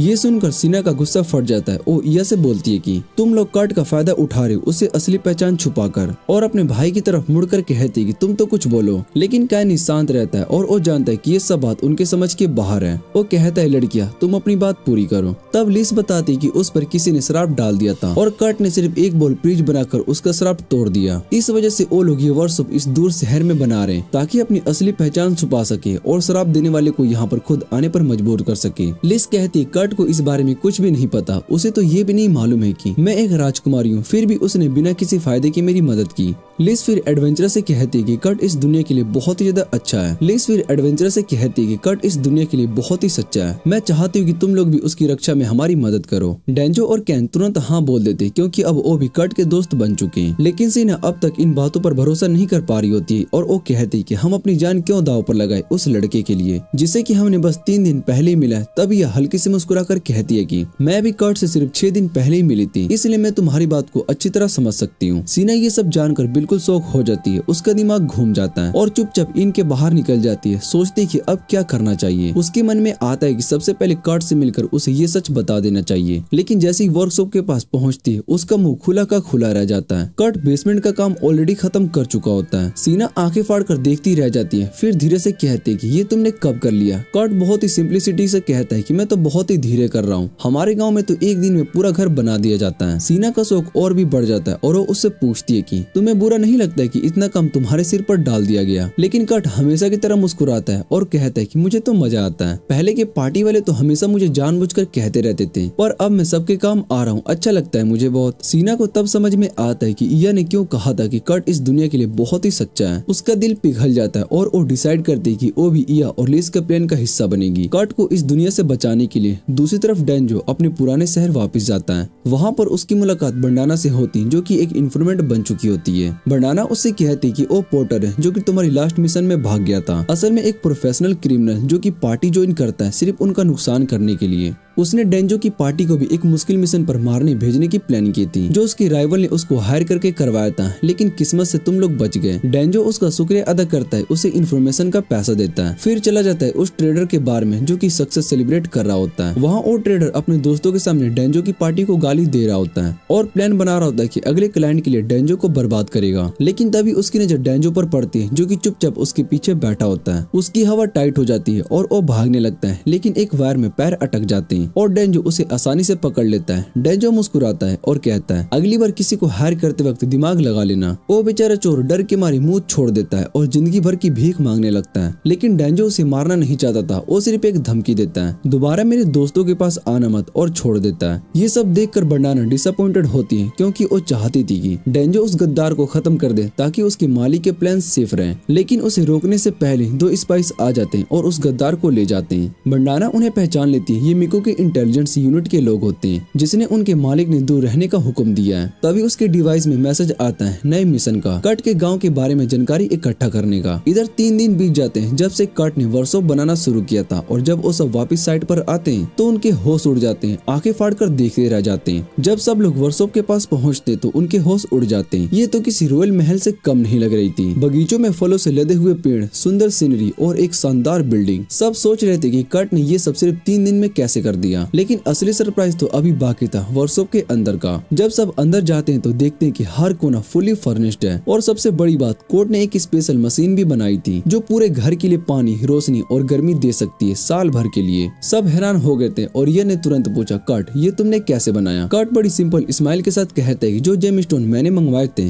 उन्हें मैजिक क्रिस्टल में बदल दिया और उन्हीं से ये सब हो रहा है। सबके लिए प्राइवेट रूम भी थे और एक बड़ा रॉयल ऑफिस जो कि स्पेशल 8 लेयर मैजिस्टर के लिए बना था। फिर कट मुस्कुराकर ये से पूछते कि वैसे तो 8 लेयर मास्टर कब वापस आएंगे। ये थोड़ा घबरा कर कह देती कि वो तो नए काम में बिजी हो गए हैं। फिर वो कट से पूछती कि तुम्हारा रूम कहाँ पर है, और कट क्या कहता है मैं तो बस छोटे मोटे काम के लिए हूँ, मैं किचन के छोटे से स्टोर रूम में सो जाऊंगा। ये सुनकर सबके मुंह खुले के खुले रह जाते हैं। ये और लिस दोनों चीख पड़ती है पागल हो क्या, तुम ऑफिस में सोगे, वैसे भी वो तो खाली ही रहेगा अभी। पूरे 2 घंटे सब मिलकर समझाते हैं, तब जाकर कट मान जाता है कि ठीक है ऑफिस में सो जाऊंगा। तब इया उससे पूछती कट क्या तुम एक मैजिक बैरियर बना सकते हो कर से बचने के लिए, लेकिन कट कहता है कि नहीं वो तो मेरे बस का नहीं है, इसलिए इया को पुराने तरीके अपनाने होंगे। पूरे घर में वार्निंग सर्कल बनाकर प्रोटेक्शन करनी पड़ती है ताकि लिस सेफ रहे। तभी एक सीन होता है, लिस अपने कमरे में दरवाजा खोलती है, सपने में सोचती है शायद से कट उसके रूम में चुपके से आ गया होगा। पर नेक्स्ट मॉर्निंग सब कट के हाथों के बने खाने का मजा ले रहे होते हैं और कट चुपके से निकल जाता है क्या करने। वो तो सोचते है कि घर के वॉल्स पर किसी ने ग्रिफ्टी बना दी है और बिना सोचे समझे सब वार्निंग सर्कल को साफ कर देता है। जब इया भागते हुए वहाँ पर पहुँचती तब कट लास्ट सर्कल भी साफ कर चुका होता है। मिको ने कहा था ये सर्कल्स इम्पॉसिबल टू रिमूव है, लेकिन कट तो सब कर गया। यह जल्दी से कोई कहानी बना लेती है कट के लिए, ये सर्कल बस डिजाइन के लिए थे और कट उस बात को मानने लगता है। लेकिन इया के दिल में डर बैठ जाता है, अब उनके पास नए सर्कल्स नहीं है। अगर कोई प्रिंसेस को टारगेट करेगा तो उसे खुद ही उसे बचाना पड़ेगा। कुछ दिन बीत जाते हैं और खुशी की बात ये होती है कि प्रिंसेस के साथ अब तक कोई अटैक नहीं हुआ। यह सुकून से कहती है कि शायद से दुश्मनों को उनकी जगह का पता नहीं चला, या फिर कट के हाथ का खाना इतना पावरफुल है कि वो बिना कहे सब कुछ कर्ज को हटा देगा। उनके चेहरे पर एक छोटी सी मुस्कुराहट आ जाती है। सिटी के अंदर मिको भी आ चुकी होती है और उसने अपनी स्पाइस का एक बड़ा नेटवर्क फैला दिया जो दुश्मनों को पकड़ने का काम करता है। और ये देखकर डेलिसिया को लगा कि वो लोग आराम से रह सकते हैं। थोड़ी देर के लिए सब कुछ शांत रहा, लेकिन इया ने कट से बनाए हुए उसके केक को टेस्ट किया और जैसे ही उसने एक बाइट ली वो अपने होश को खो बैठी। केक इतना ज्यादा टेस्टी था। रिस भी उस केक की तारीफ करती है और तब कट बताता है कि उसने ये केक राइस फ्लोर से बनाया है। ये सुनकर लिस मुस्कुराती है और कहती है कि कट तो राइस डिशेस बनाने में कमाल का है, क्योंकि उसी के बनाए गए राइस पोरिज ने उसकी पुरानी कर्ज को तोड़ दी थी। फिर वो मस्ती में कहती है कि जब भी मैं कर्ज में फंस जाऊंगी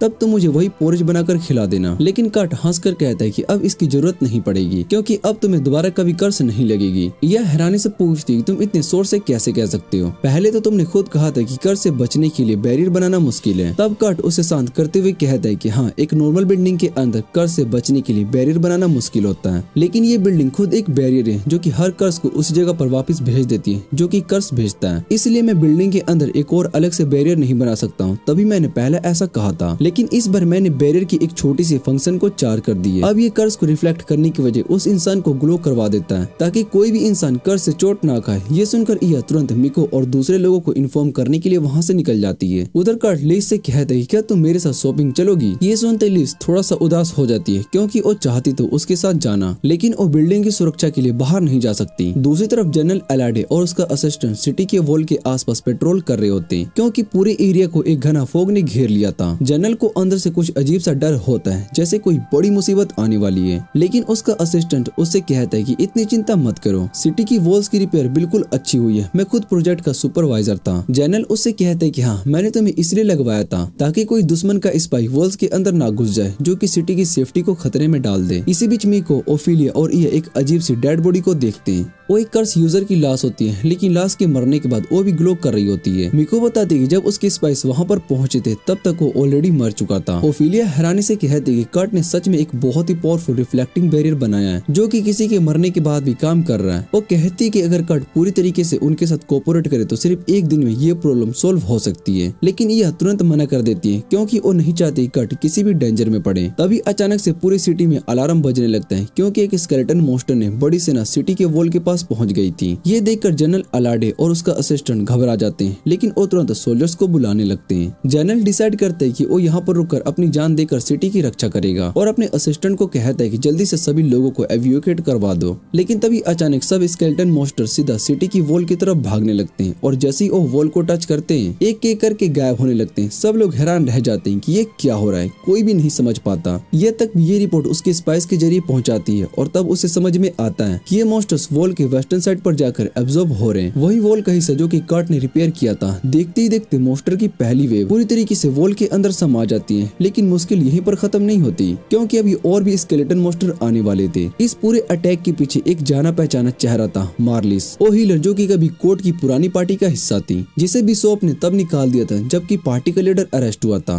मार्लिस ने उसे बहुत ही समझाने की कोशिश की थी कि उसका उस मामले से कोई लेना देना नहीं था, लेकिन वो मोटा बिशॉप बहुत ही गुस्से में था और उसने मार्लिस को चर्च की इज्जत उछालने का जिम्मेदार मान लिया। लेकिन उसने मार्लिस को एक मौका दिया अपनी गलती सुधारने का और एक ऑफिशियल प्रीस्ट बनने का चांस भी। मार्लिस एक्साइटेड थी, जानना चाहती थी कि मिशन का क्या। बिशॉप ने महंगा वाइन निकाला और उससे गिलास भर दिया, फिर उस मिशन के बारे में बताने लगा। जब मार्लिस ने वो वाइन पी थी तब उस बिशॉप ने मुस्कुराते हुए कहा कि उसका असली मिशन है थर्ड प्रिंस लीस का असासिनेशन करना। ये सुनकर मार्लिस के पैर के तले जमीन खिसक गई और उसे तुरंत महसूस हुआ कि कुछ तो गड़बड़ है, क्योंकि उसके शरीर पर एक अजीब सी कर्स का असर होने लगा था। बिशॉप ने हंसी के साथ कहा, जो वाइन उसने पिलाई थी वो कर्स थी और अब मार्लिस कुछ भी नहीं खा सकती, सिर्फ पानी पी सकती जब तक कि ओलिस को नहीं मार देती। मार्लिस ने मजबूरी में मिशन को मान लिया, क्योंकि उसके लिए बिशॉप अपने गॉड के प्रतिनिधि था। उसकी बात टाल नहीं सकती थी, लेकिन बाद में उसे समझ में आया कि बिशॉप ने एक डीमन के साथ डील की है लिस को मारने के लिए, पर तब तक देर हो चुकी थी। अब कुछ नहीं बदला जा सकता। अब प्रेजेंट में वो डीमन मार्लिस की मैजिक पावर को ऑब्जर्व करके नए स्केलेटन मॉन्स्टर को बुला रहा था और लिस को ये समझ में आ गया था कि उसे एक बलि का बकरा बना दिया गया है। अगली सुबह इया लिस और कर्ट को स्केलेटन मॉन्स्टर के अटैक के बारे में बताती है, जो सिटी के पास रन के पास आ रहे हैं। वो कहती है कि जैसे स्केलेटन्स वॉल को छूते हैं वो तुरंत डिस्ट्रॉय हो जाते हैं। कर्ट मुस्कुराते हुए कहते हैं कि उसके गांव में तो ये कॉमन सेंस है कि स्केलेटन जैसे मॉन्स्टर वॉल को छूने पर शुद्ध हो जाते हैं। यह इस बात से हैरान नहीं होती, लेकिन फिर उसे याद आता है कि कर्ट ने सिर्फ वॉल का 1/3 हिस्सा ही रिपेयर किया था, बाकी वॉल्स अब भी कमजोर थी और उन्हें स्केलेटन से खतरा था। तभी एलिसिया की दिमाग में एक आइडिया आता है और वो कर्ट और लिस से कहती है कि तुम दोनों बिल्डिंग के अंदर ही रहो जब तक कि मिरर्स के अंदर जाकर मॉन्स्टर के रिसोर्स को खत्म नहीं कर देती। कर्ट तुरंत कहता है कि वो भी उसके साथ चलेगा, लेकिन इया उसे मना कर देती है और कहती है कि तुम तो लड़ भी नहीं सकते, तुम्हारा असली काम लिस की प्रोटेक्शन करना है। फिर वो स्टोर रूम में जाकर कर्ट के बनाए हुए मैजिक क्रिस्टल निकालती है, क्योंकि उसका प्लान था इन क्रिस्टल से मॉन्स्टर के खिलाफ यूज करने का। उसके बाद इया ओफिलिया को लेकर सीधा नाइट्स बैरिकल्स पहुंचती है, जहां जनरल एलाडे सिटी की डिफेंस स्ट्रेटजी बनाने में बिजी होता है। उसे इतने बड़े बड़े लोगों को एक जगह पर देखकर बहुत ही हैरानी होती है। तभी इया उसे बताती कि ये सब लोग यहाँ पर इसलिए ताकि प्रिंसेस लिस की हिफाजत कर सके बिना वक्त जाया किए। यह उसे अपना प्लान बताती है, कहती है कि तुम मॉन्स्टर्स का ध्यान भटकाओ और मुझे रंस तक पहुंचने का रास्ता दो ताकि मैं उनके सोर्स को खत्म कर सकूं। जनरल अलाडे कहता है कि ये तो बहुत ही डेंजरस है, लेकिन यह अपने पास से रखे क्रिस्टल्स दिखाती है और कहती है कि ये काम के लिए काफी है।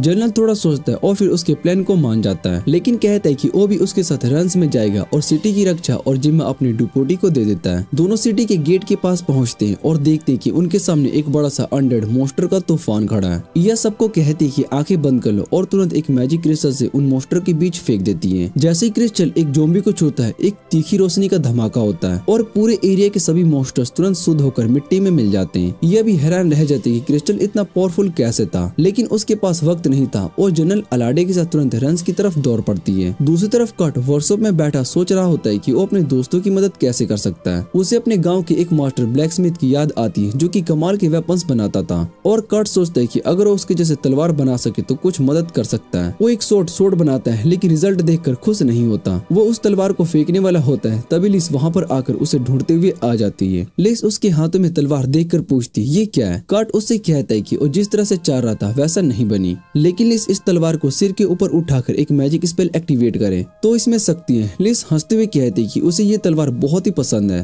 तो कार्ट उसे वो तलवार दे देता है। लिस उसका शुक्रिया करती है, लेकिन कार्ट को महसूस होता है कि उसकी असली खुशी नहीं है, वो सिर्फ दिखावा कर रही है क्योंकि दिल से वो हमेशा डरी रहती है। कार्ट उससे सीधा पूछ लेता है क्या कोई ऐसा है जो उसकी जान के लिए पीछे पड़ा है। लिस का चेहरा उदास हो जाता है और वो हाँ कह देती है। कहती है कि उसकी वजह से उसके दोस्तों को भी मुश्किल उठानी पड़ रही है और अभी यह उन रस तक गई है उन लोगों को रोकने के लिए जो कि उसकी जान के पीछे है। ये सुनकर कर्ट को एक पुरानी बात याद आ जाती है जब वो अपनी पुरानी पार्टी के साथ उस रंस में गया था जहाँ दीवारों पर कुछ लिखने के लिए परफेक्ट जगह थी और उसका दिमाग तुरंत चल पड़ता है और वो सोचता है कि जो मोस्टर्स लिस की जान के पीछे है शायद वही छोटा ग्रेफ्टी मोस्टर है जिसके बारे में इया ने बताया था। लेकिन उसका दिल उदास हो जाता है क्योंकि वो सोचता है क्या मैं इतना कमजोर हूँ कि उसे भी नहीं लड़ सकता। तभी लिस कहती है कि वो भी अपने दुश्मनों से लड़ना चाहती है ताकि उसके दोस्तों को उसके लिए अपनी जान दांव पर ना लगानी पड़े।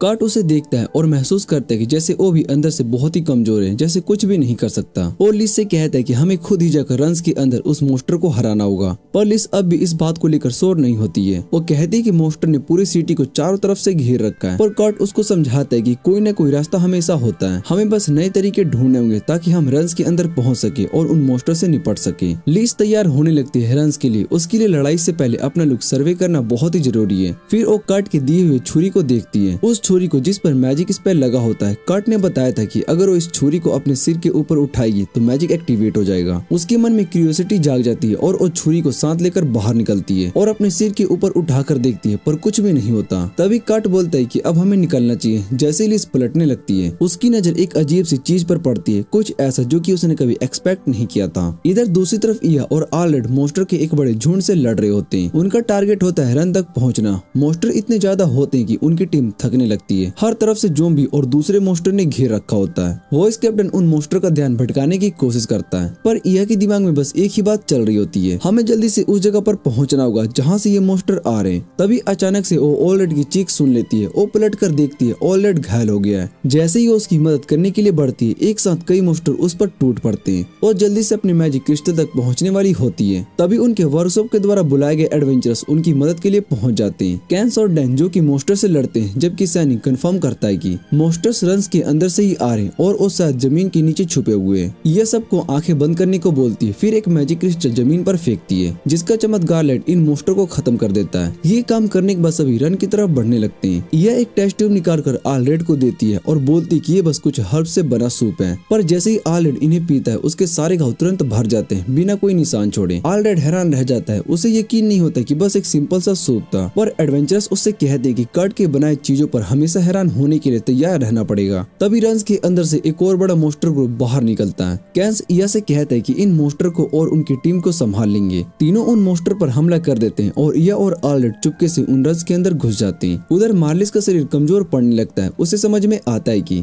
अगर डीमन ने 2 और वेब्स मोस्टर को बुला लिया तो वो खुद मर जाएगी। डीमन अपने मिनियंस का प्रोसेस देखने के लिए निकलता है, जहाँ उसको वॉइस कमांडर दिखाई देता है जो अपने मैजिक क्रिस्टल का यूज करके एक ही बार में सारे मोस्टर को उड़ा देता है। डीमन खुद भी समझ में नहीं पाता है कि ये सब क्या हो रहा है। मारिल भी हैरान होती है क्योंकि उसने कभी कोई ऐसा मैजिक क्रिस्टल नहीं देखा था जो कि ऐसा कर सके। डीमन को तब पता चलता है कि कोई 2 लोग रंस के अंदर घुस गए। उसके चेहरे पर एक अजीब सी मुस्कुराहट आ जाती है। इन दोनों का मैं स्वागत करूंगा, वो सोचता है। उधर इया और ऑलरेड रंस के बीच तक पहुंच जाते हैं। उन्हें एक बड़ा सा रूम मिलता है, वही रूम जहाँ से ये मोस्टर पैदा हो रहे थे। इया तुरंत एक मैजिक क्रिस्टल जमीन पर फेंकती है। क्रिस्टल के गिरते ही सारे मोस्टर गायब हो जाते हैं, पर इया के मन में अब भी डाउट होता है कि क्या ये सच में प्रॉब्लम का असली जड़ है। दोनों आगे बढ़ते हैं, तभी सामने डीमन खुद आ जाता है। यह उसे देखकर कहती है तो तू वो है आखिरी बॉस जिसे हमने हराना है, और बिना किसी देर के उस पर हमला कर देती है। वो एक मैजिक क्रिस्टल हवा में उछालती है और फिर तलवार से उस क्रिस्टल को काट देती है। एक तेज चमत्कार रोशनी पूरे कमरे में फैल जाती है, पर डीमन पर इसका कोई असर नहीं होता। वो मुस्कुराता है और कहता है अगर मेरे पास इन्फिनिट जिंदगी ना होती तो शायद ये तेरा अटैक मुझ पर नुकसान पहुंचा सकता था। तभी ऑलरेड डीमन पर हमला कर देता है, लेकिन डीमन हिलता तक नहीं क्योंकि उसके सारे घाव तुरंत तुरंत भर जाती। डीमन ऑलरेड और इया की तरफ देख कर कहता है कि तुम दोनों इंसान के लिए काफी अच्छे से लड़ रहे हो, और वो दोनों को एक नजारा दिखाता है। नाइट्स मोस्टर से मुश्किल से लड़ रहे थे, हर तरफ तबाही का मंजर था। डीमन बोलता है कितने बेवकूफ लोग हो तुम, अपनी जान को खतरे में डाल रहे हो शहर और राजकुमारी के लिए। ऑलरेड गुस्से में बोलता है कि हमारे नाइट्स भी एक डीमन को अपनी मर्जी से सब कुछ करने नहीं देंगे। अब डीमन पूरी तरीके से सीरियस हो जाता है। वो अपने पावरफुल मोस्टर को बुला लेता है और कहता है कि जो एडवेंचरस रन के गेट पर है वो इनसे नहीं निपट पाएंगे और ये मोस्टर शहर की दीवार तक पहुंच जाएंगे, सब कुछ बर्बाद कर देंगे। यह और ऑलरेडी डीमन के लंबे विलन जैसे लेक्चर के बीच ही उस पर हमला कर देते हैं, पर डीमन सिर्फ अपना कटा हुआ सर उठाता है और लीगो की तरह वापिस से अपना सर चिपका लेता है, जैसे कि ये उसके लिए कोई बड़ी बात नहीं है। अब लुक्सिस का दिल उसको देखकर घबरा जाता है। उसके चेहरे पर डर साफ दिखाई देता है, क्योंकि अब तक जितना भी उन्होंने किया कुछ भी डीमन को नहीं रोक पाया, और अगर ये मोस्टर सच में शहर की दीवारों को तोड़ के अंदर घुस गया तो बहुत ही सारी निर्दोष लोगों की जान चली जाएगी। डीमन इया के चेहरे पर वो डर का मंजर देख रहा होता है और कहता है जल्दी से तेरा ये डर हकीकत बन जाएगा। उधर दूसरी तरफ मारल पूरी तरीके से थक चुकी थी और उस सबनिंग रूम में अकेली थी। न उसमें भागने की ताकत थी और न मैजिक सर्कल को मिटाने की। उसके दिल में बस एक ही इच्छा थी, काश कट का बना हुआ गर्मा गर्म एक बार खाना फिर मिल पाता। तभी अचानक उसे कट की आवाज सुनाई देती है, हमें यहाँ पर बस थोड़ा सा खोदना चाहिए। मारल को लगता है कि शायद से उसका दिमाग अब हेलुसिनेशन कर रहा है, पर कुछ ही पल में कट वाकई रंस के फ्लोर को तोड़कर ऊपर आता है। उसके लिए भी ये हैरानी का मोमेंट था। मारल उसे देखकर चौंक जाती है। कट उसे देखकर मुस्कुराता है और फिर लिस को हाथ पकड़कर ऊपर उठाता है। मारल के दिमाग में बस एक ही बात चल रही थी, क्या कट जानता है कि मैं ही राजकुमारी के एसोसिएशन के प्लान के पीछे हूँ? क्या वो इसीलिए प्रिंसेस को यहाँ पर लेकर आया ताकि मुझे समझा सके? लिस थोड़ा हैरान होकर कट को पूछती कि ये कौन है जो कि मैजिक सर्कल के पीछे पड़ी है। कट कहता है कि ये मारल है, एक नन और हमारी पुरानी पार्टी की हीलर। पर मारल हल्की सी मुस्कुराकर बोलती है, पुरानी नन? पर मैं तो चर्च से कब की निकाली जा चुकी हूँ। कट उससे पूछते क्या इसलिए तुम लिस के पीछे थी रिवेंज लेने के लिए? मारल एक पल के लिए चुप होती है और फिर डिसाइड करती कि उसे सच बोल देना चाहिए कि इस सब के पीछे बिशप ट्रिस्टान है। पर कट को उसकी बातें सुनना ही नहीं था, वो बस बोल पड़ता है, तो क्या तुम चर्च से निकाल दिए जाने के बाद पागल हो गई हो, इसलिए ये अजीबोगरीब मैजिक सर्कल बना रही हो हर जगह? मारल को कुछ भी समझ में नहीं आता है, पर लिस सब कुछ सुन लेती है और उसे समझ में आता है कि असली दुश्मन बिशप ट्रिस्टन है। कट तो मारल पर और ज्यादा धधक जाता है, सब जगह ग्रिफ्टिंग करके रख दिया। लिस दिल से कट का शुक्रिया अदा करती है कि कम से कम कोई तो उसके लिए गुस्सा हो रहा है, पर मारल को तो कुछ भी समझ में नहीं आ रहा होता है कि ये दोनों पागल क्या क्या बक रहे हैं। तभी कट मारल से पूछते है कि यह कहाँ पर है, उसे तो अब तक यहाँ पर आ जाना चाहिए था। सब क्लीन करने के लिए मारल बोलती है कि वो ऊपर है। कट कहता है कि ठीक है, मैं उसे मिलने के लिए जा रहा हूँ, और लिस से कहता है कि तुम यहीं पर रुक जाओ, यहाँ पर सेफ रहोगी। लेकिन लिस मना कर रही होती है, मैं भी ऊपर चलूंगी, मुझे इया से मिलना है। पर वो कट से कहती है कि फिक्र मत करो, जो मुझे नुकसान पहुँचाना चाहता था वो तो यहीं पर खड़ी है और मेरे पास तुम्हारा दिया हुआ चाकू भी है। लिस के जाते ही मारल अपने मन में सोचती है कि कट कितना बेवकूफ है, इसलिए उसने मरने के लिए भेज दिया। पर तभी कट एक मोप उठाता है मैजिक सर्कल साफ करने के लिए। मारल हैरान होती है, ये तो नहीं कर सकता, पर कट बस एक ही झटके में पूरा सर्कल मिटा देता है। उसी वक्त डीमन को भी इसका इशारा महसूस होता है, अब उसकी बॉडी इनविंसिबल नहीं रही, इसलिए उसे इया और ऑलरेड के अटैक से बचाव करना पड़ेगा। यह तुरंत एक मैजिक क्रिस्टल निकालती है डीमन के खिलाफ, पर डीमन तेज है, उसके हाथ से क्रिस्टल को दूर मार देता है। डीमन गुस्से से चिल्लाता है, अब मैं तुम सबको तुरंत मार दूंगा। पर तभी वहाँ लिस आ जाती है। सब उसे देखकर बहुत ही हैरान हो जाते हैं। डीमन एक पल भी नहीं घबराता, उसने सीधा लिस के दिल पर एक जबरदस्त अटैक करता है। लिस जमीन पर गिर जाती है, यह घबरा जाती है और डीमन हंसकर कहता है, कितनी बेवकूफ राजकुमारी, खुद ही मेरी मदद करने के लिए आ गई मरने के लिए। पर अचानक लिस की बॉडी लाइट से बनी तितलियों में बदल जाती है। सब लोग हैरान हो जाते हैं, ये क्या हो रहा है? तभी असली लिस एलिया और ऑलरेड के पीछे से सामने आती है। डीमन शौक में रह जाता है, ये क्या, मैं तो असली इंसान को अटैक किया था। लिस मुस्कुराकर कहती है, ये सब कुछ चाकू की वजह से हुआ है जो कि कट ने मुझे दिया था। वो बताते हैं कि उस चाकू के पास इल्यूजन बनाने की ताकत है, इतने परफेक्ट कि कोई भी बेवकूफ बन सकता है। डीमन फिर से अटैक करता है, पर वो भी एक इल्यूजन होता है। तब असली लिस मैजिक क्रिस्टल के बिल्कुल पास जाकर उसे तोड़ देती है। क्रिस्टल के टूटते ही एक तेज रोशनी फैल जाती है और डीमन दर्द से चीखने लगता है। रोशनी उसके शरीर को बर्बाद कर रही थी। कट ने नीचे आने वाली चीखों की आवाजें सुनी और सोचा, ये क्या हो रहा है यहाँ पर? और उसी वक्त डीमन के द्वारा बुलाए गए सारे मोस्टर भी अचानक से गायब हो गए और सब लोग चैन की सांस लेते हैं। लेकिन यह नाराज होती है लिस पर और उसे डांट लगाती है, तुम पागल हो क्या? अपनी जान को खतरे में डालकर यहाँ पर क्यों आई? लिस शर्मा कर माफी मांगती है, मुझे लगा मुझे कुछ तो करना चाहिए। तभी यू मुस्कुरा कर कहती है, माफी क्यों मांग रही हो, तुमने तो सबकी जान बचाई है। ऑलरेड भी एग्री करता है, हाँ तुमने मेरी भी जान बचाई है, धन्यवाद राजकुमारी। लेकिन लिस हंसी रोकते हुए कहती है, अरे यार यार इतना फॉर्मल मत बनो। यह कहती कि तुम दोनों ने बहुत ही अच्छा काम किया, शहर को बचाया और मैं तुम सबको इसका इनाम दूंगी। तभी ऑलरेड मजाक में बोल पड़ता है, मुझे तो बस एक ही बड़ी सी अल्कोहल की बैरल चाहिए अपने दोस्तों के साथ पार्टी करने के लिए। बेसमेंट में कट मैजिक सर्कल को साफ कर रहा होता है और मार्ल का पेट जोर जोर से गुर्रा रहा होता है क्योंकि उस पर अभी भी कर्ज का असर था। कट उसकी हालत समझ जाता है और अपने बनाए हुए राइस बॉल उसे दे देता है। मार्ल सोचती कि खाने के बाद शायद वो उल्टी ही कर दूंगी, पर कट के हाथ का खाना एक बार तो टेस्ट करना चाहिए। वो राइस बॉल का एक टुकड़ा लेती है और तुरंत महसूस करती कि ये तो कमाल का स्वाद है और अगले ही पल उसका कर्ज भी खत्म हो जाता है। मार्ल को अपनी आंखों पर विश्वास नहीं होता, पर अब उसे सब कुछ समझ में आ जाता है। कट ही था जो कि हमेशा पार्टी की रक्षा करता रहा और सबने उसकी सच्चाई को नजरअंदाज किया। उसकी आंखों से आंसू निकल पड़ते हैं, रिग्रेट के आंसू, और वो कट से माफी मांगती है। कट मुस्कुराते हुए कहता है, ठीक है तुमने अपनी गलती मान ली, बस यही काफी है। तभी लिस और यह वहाँ पर आ जाते हैं, पर उनके पहुँचने से पहले मिको के 2 स्पाइस वहाँ पर चुपके से निकलकर मार्ल को गिरफ्तार कर लेते हैं और उसे लेकर जाने लगते हैं। मार्ल के दिल में एक छोटी सी उम्मीद होती है, शायद से कट उसे बचा लेगा, पर कट सिर्फ इतना कहता है, फिक्र मत करना, मैं जेल में तुम्हारे लिए तुम्हारी फेवरेट ब्रीड लेकर आऊंगा। बाद में लिस और कट एक दूसरे की खैरियत पूछते। यह उन दोनों को देखकर बहुत ही हैरान होती है, इन 2 बेवकूफों ने मेरी जान बचाई, विश्वास नहीं होता। फिर वो कट का हाथ पकड़ती है और कहती है, चलो घर चलते हैं। रात को पूरे नाइट्स के लिए एक बड़ी पार्टी होती है। सब लोग सिर्फ खाना खाते रहते हैं, बिना कुछ बोले सिर्फ खाने में बिजी रहते हैं। कट घबरा जाता है, सोचते हैं कि कहीं मैंने खाने में गड़बड़ तो नहीं कर दी, पर ऑलरेड हंसी से कहते हैं कि फिक्र मत करो, खाना बहुत ही लाजवाब है, सब सिर्फ टेस्ट लेने में ही लगे, बोलने का टाइम भी नहीं मिल पा रहा है। कट के चेहरे पर सुकून आ जाता है, सोचता है कि मेरा कंस्ट्रक्शन जॉब का सुपरवाइजर कितना अच्छा बंदा है। लेकिन जब उसे पता चलता है कि वो बंदा तो शहर का जर्नल है, तो वो हिला का हिला रह जाता है। ऑलरेड पूछते, तो क्या तुम्हें हमारा शहर पसंद आया? कट मुस्कुराता है, हाँ मुझे ये जगह बहुत ही पसंद है, शायद इसलिए क्योंकि यहाँ का जर्नल भी इतना अच्छा है। पर तभी जर्नल का असिस्टेंट बोल पड़ता है, सर आप तो एडमिन के काम में बहुत ही बेकार हो। ऑलरेड उसे हल्की सी कूनी मारकर चुप कर देता है और तभी आसमान में फायरवर्क्स छूटने लगते हैं। रात रोशनी जगमगाने लगती है और आसमान में चमकते हुए पहाड़ों को देखकर सब लोग बस उसी में खो जाते हैं। कट के चेहरे पर एक हल्की सी मुस्कुराहट आ जाती है क्योंकि ये फायरवर्क्स भी उसने ही तैयार किए थे। तभी ऑलरेड और उसका असिस्टेंट अपने घाव देखकर हैरान हो जाते हैं जो कि लड़ाई के दौरान लगे थे। सब ठीक हो चुके। कट मुस्कुराते हुए कहता है, इतना सरप्राइज क्यों हो रहे हो? अचानक खाने के बाद घाव तो ठीक हो ही जाते हैं, ये तो कॉमन सेंस है। उसके बाद सब एक गाड़ी में बैठकर वापस अपने गाँव के लिए निकलते हैं। लेकिन सफर के दौरान कट की आंखें लग जाती है और अपने बचपन की दिनों का सपना देखने लगता है। 10 साल पहले जब कट एक छोटा प्यारा सा बच्चा था, उसके गाँव में एक मर्चेंट आया करता था। उसी के साथ आई थी एक लड़की, एक ड्रैगन लड़की हिडा। छोटे कट की आंखों में चमक आ गई थी। उस लड़की से बात करने के लिए वो उसके पास गया, पर जितना भी बोला हिडा ने कोई जवाब नहीं दिया। कट की आंखों में आंसू आ गए। तभी हिडा बोली,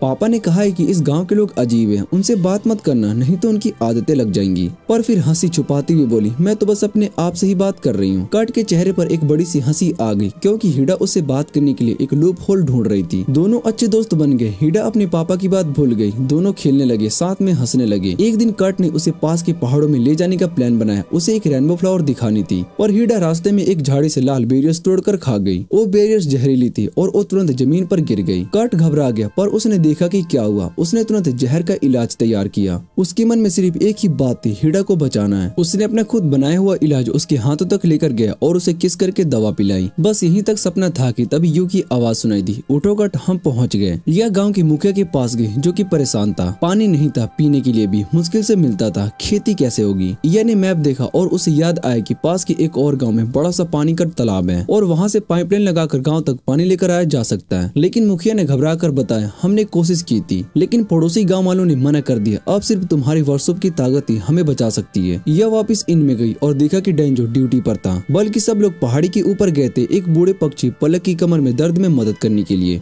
यह को ये सब थोड़ा अजीब और जरूरत से ज्यादा लगता है, पर वो सोचती कि ये उसका काम नहीं है। इसलिए डेंजो को बोलकर निकल पड़ती है पास के गांव के लोगों से बात करने, ताकि पानी दोनों गांव में बांटा जा सके। लेकिन वहां पर पहुंचती उसके होश उड़ जाते क्योंकि उस गांव की हालत बहुत ही खराब थी। उनका तालाब भी लगभग सूख चुका था। यह अभी इन्हें संभाल ही रही थी कि तभी कुछ गांव वाले दौड़ते हुए आए। ऊपर पहाड़ी पर कुछ बड़ी दिक्कत हो गई है। यह बिना समय गवाए पहाड़ी की तरफ दौड़ गई। वहां पर पहुंचकर देखा एक बड़ा सा झील था। उसने तुरंत सीना से पूछा, जब पानी नहीं था तो ये झील कहाँ से गई? सीना ने हैरानी भरी आवाज से कहा, ये झील तो बस अभी कुछ देर पहले ही बनी है। तभी पीछे से कट आया मुस्कुराते हुए और यह सब कुछ समझ गई। कट बोला, मैं बस कुछ पक्षियों का ध्यान ध्यान रख रहा था। प्यासे लग रहे थे तो मैंने जमीन के नीचे से पानी निकाल दिया। फिर उसने हिया से पूछा, तुम्हारा मिशन पूरा हुआ? लेकिन उसके जवाब देने से पहले दोनों गाँव के मुखिया वहाँ पर आ गए। दोनों घुटनों के बल गिर गए। हमने इतनी जल्दी बचाने के लिए धन्यवाद। इया ने उन्हें संभालने की कोशिश की, पर कट मन ही मन सोच रहा था कि इया कितनी कमाल की है। जब तक मैंने कौन गड्ढा खोदा, इसने सब कुछ संभाल लिया। सब लोग खुशी से अपने बेस पर लौट गए और दोनों गांव वालों ने उन्हें ढेर सारे गिफ्ट दिए। कट अब सोचने लगा कि इन अंडों से क्या क्या टेस्टी चीज बनाई जा सकती है। इसी बीच लिस एक नोबल के घर पर पहुंचती है, मरग्रेव अकोन के, जो कि दिखने में बिल्कुल जब्बा जैसा हंट लग रहा था। इसी बीच लिस एक नोबल के घर पर पहुंचती है, मरग्रेव अकोन के, जो कि दिखने में बिल्कुल भी जब्बा द हंट जैसा लग रहा था। डिनर के दौरान छोटी मोटी बातें होती है, लेकिन लिस के दिमाग में कुछ और ही गेम चल रहा था। वो सोच रही थी कि ये अकोन के पास ड्यूक के बराबर की ताकत है, पर उसकी पैसे की हालत हमेशा खराब रहती है, इसलिए दूसरे किंगडम से हेल्प मांगना पड़ता है। अकोन भी ये समझ गया था कि लिस के साथ दोस्ती करना उसके लिए फायदेमंद होगा, इसलिए वो उसे अपनी साइड करने की कोशिश कर रहा था। लेकिन लिस भी कम नहीं थी। उसने सोचा, आज मैं एक प्रिंसेस नहीं बल्कि अपने 8 लेयर की मिनिस्टर की रिप्रेजेंटेटिव बनकर आई हूँ। अकोन बोला, सुना है कि तुम्हारे पास वो मैजिक स्टोन है जो 500 मीटर तक एक मोस्टर को मिटा सकता है। लिस ने तुरंत समझ लिया ये कर्ट के बारे में इंफॉर्मेशन निकालना चाहता है, इसलिए उसने मुस्कुराकर जवाब दिया, ऐसे कोई खास स्टोन्स नहीं थे, लोगों ने बस अफवाह उड़ा रखी थी। अकोन ने अपनी स्ट्रेटजी बदल ली। तुम्हारा जो शहर है अभी तक उसका कोई नाम क्यों नहीं रखा गया? लिस ने हाँ में सर हिला दिया। नया गवर्नर डिसाइड करेगा नाम। अकोन ने कहा, पर गवर्नर चुनना मुश्किल हो रहा है क्योंकि शहर डीमन टेरिटोरी के पास है और वहाँ के नाइट्स भी मानने वाले नहीं है। इसलिए उसने बोला, मैं चलूंगा 8 लॉयर की मास्टर गवर्नर बनने। लिस के तो होश ही उड़ गए। अगर कट गवर्नर बन गया तो उसका राज सभी के सामने आ जाएगा और वो खुद भी नहीं जानता है कि वो 8 लीडर मास्टर है। लिस कहती है कि वो खुद अपने दम पर इतना बड़ा फैसला नहीं ले सकती। तभी अकोन बोलते है कि तुम तो 8 लीडर मास्टर की रिप्रेजेंटेटिव हो, इसलिए तुम्हारे पास ये डिसीजन लेने का पूरा हक है। ये सुनते ही लिस और ज्यादा घबरा जाती है। फिर ऑलरेडी भी अकोन की आइडिया को सपोर्ट कर देता है। 8 लीडर मास्टर को नया गवर्नर बना दिया जाए क्योंकि उसे पता नहीं होता है कि वो लोग कट के बारे में क्या बात कर रहे हैं। लिस फिर भी को का मन बदलने का फैसला करती है, लेकिन को उससे सीधा पूछ लेता है कि क्या उस मास्टर में कोई कमी है जो कि उसे ये काम नहीं दिया जा सकता। लिस ये सुनकर एकदम से ट्रिगर हो जाती है और जोर से बोल पड़ती है, हमारे 8 लेयर मास्टर से ज्यादा स्किल्ड और नोबल इंसान पूरी दुनिया में कोई नहीं है। ये बोलते ही उसे समझ में आ जाता है कि उसके मुंह से वही बात निकल गई जो कि अकोन सुनना चाहता था। उसका प्लान सक्सेसफुल हो गया था। मिशन वापस आकर लिस ईसा को सब कुछ बता देती है और ईसा सबको डांट देती है कि वो इतनी आसानी से बेवकूफ बन गई। लिस को बहुत ही बुरा लगता है, लेकिन उसके लिए कट के नाम पर कोई इल्जाम सहना मुमकिन नहीं था। फिर लिस इया से पूछती, कट अब कहाँ पर है? तो इया बताती है कि वो एक बच्चे को संभाल रहा है। ये सुनकर लिस शौक में आ जाती है और उसे लगता है कि कट का बेबी है और वो तैयार हो जाती है उस बच्चे को अडॉप्ट करने के लिए ताकि हमेशा कट के साथ रह सके। लेकिन इया थोड़ी सांस लेकर कहती कि नहीं, ऐसा कुछ भी नहीं है। वो लोग एक विलेज की मदद कर रहे थे, उन्हें कुछ एग्स मिले थे, उनमें से एक एग फर्टिलाइज निकला और अब कट उस एग का ध्यान रख रहा है। लिज ये सुनकर चैन की सांस लेती है। फिर इया मजाक में कहती है कि कट का नसीब ऐसा ही है, हो सकता है कि उस एग से कोई गोल्डन एग देने वाली बर्ड निकले।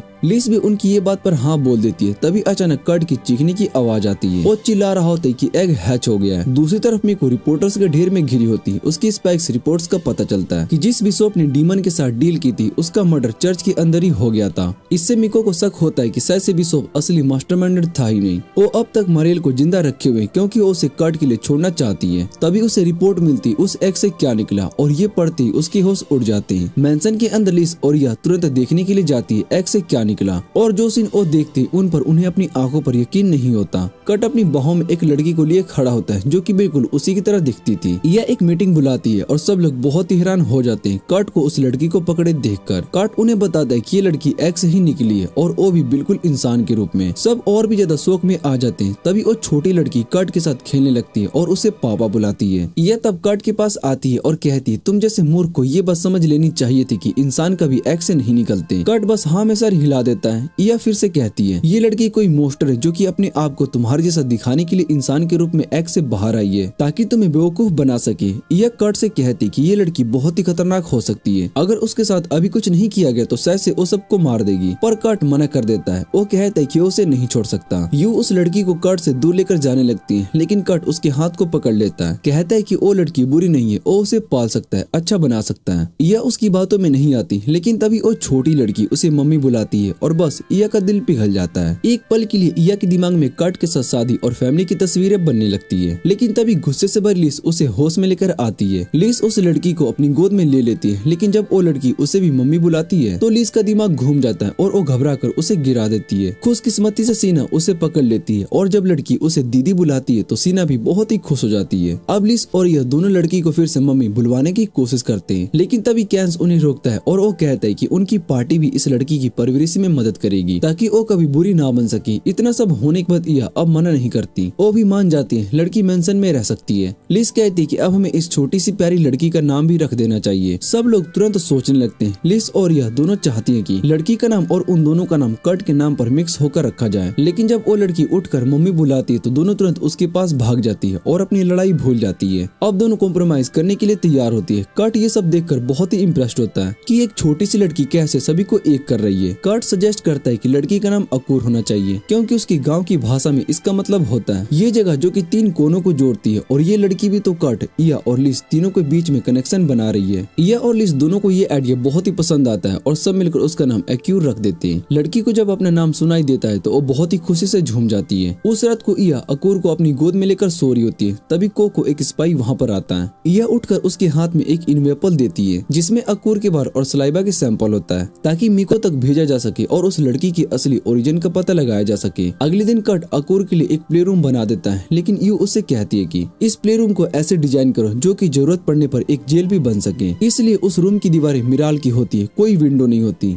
और रूम का दरवाजा भी अंदर से नहीं खुलता। यह को बुरा लगता है कि कर्ट को अपने हाथों से ऐसी जगह बनानी पड़ रही है, लेकिन वो कोई रिस्क लेना नहीं चाहती थी जब तक कि मिको की रिपोर्ट नहीं आ जाती। अकूर खुशी से सीना के साथ खेल रही होती है, फिर वो कर्ट और यो को भी खेलने के लिए बुलाती है, लेकिन वो दोनों कहते हैं कि उन्हें काम है। कर्ट प्रोमिस करता है कि जैसे काम खत्म होगा वो उसके साथ खेलेगा और उसे कहते हैं कि जब तक वो सीना के साथ अच्छे से खेले। फिर कर्ट और यह अपने काम करने निकल पड़ते हैं और कर्ट के चेहरे पर थोड़ी सी उदासी देखकर यह कर्ट से कहती है चलो काम जल्दी से खत्म कर लेते हैं ताकि अकूर के पास वापस जा सके। कर्ट भी हाँ बोल देता है, लेकिन तभी उसे अकूर की आवाज सुनाई देती है। दोनों तुरंत कैरेज के अंदर देखते हैं और शॉक हो जाते हैं क्योंकि वहाँ पर अकूर बैठी होती है। इया की आंखें फट जाती है। वो घबरा कर पूछती तुम यहाँ पर कैसे आ गई? अकूर मुस्कुराते हुए कहती कि मैं फोर्स की तरह आई। दोनों एक दूसरे का चेहरा देखते हैं, बिल्कुल समझ नहीं पाते कि लड़की क्या कह रही है। इया के दिमाग में टेंशन बढ़ने लगती है, अब क्या करें? कर्ट कहता है चलो वापस वर्कशॉप चलते हैं, सब लोग परेशान हो रहे होंगे। पर तभी इया की नजर कल वाले स्पाई पर पड़ती है। वो अपनी शक्ल को बदलकर एक आम आदमी की तरह बनी होती है। इया उसके पास जाती है और कर्ट से कहती है कि मैं इस औरत से कह दूंगी कि वो वर्कशॉप तक हमारा संदेश पहुँचा दे। कर्ट मन ही मन सोचते है कि इया कितनी रिस्पॉन्सिबल है। कल भी जब वो अकूर को मुझसे दूर लेकर जा रही थी, उसके दिमाग में ख्याल आ रहा था कि काश उसकी मदद कर पाता। अगर अकूर वाकई कोई मोस्टर निकली तो मैं क्या करूंगा? इस सोच के साथ कर्ट बहुत ही उदास हो जाता है। पर तभी इया वापस आती है और कहती कि अभी तक हम दोनों के विचार गलत नहीं थे,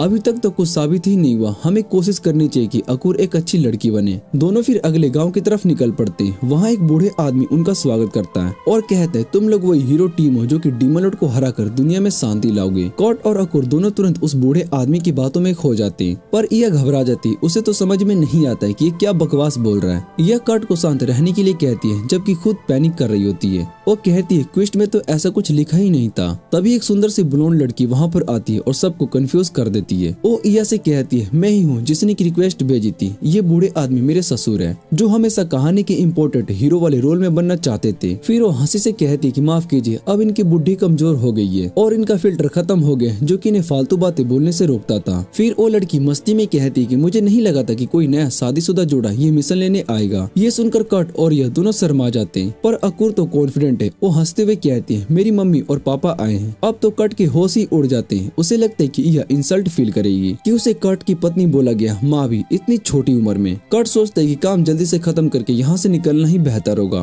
वो क्लाइंट से कहता है कि बताइए क्या काम है? लड़की कहती है मेरे ससुर आजकल खाना नहीं खा रहे, वही प्रॉब्लम है।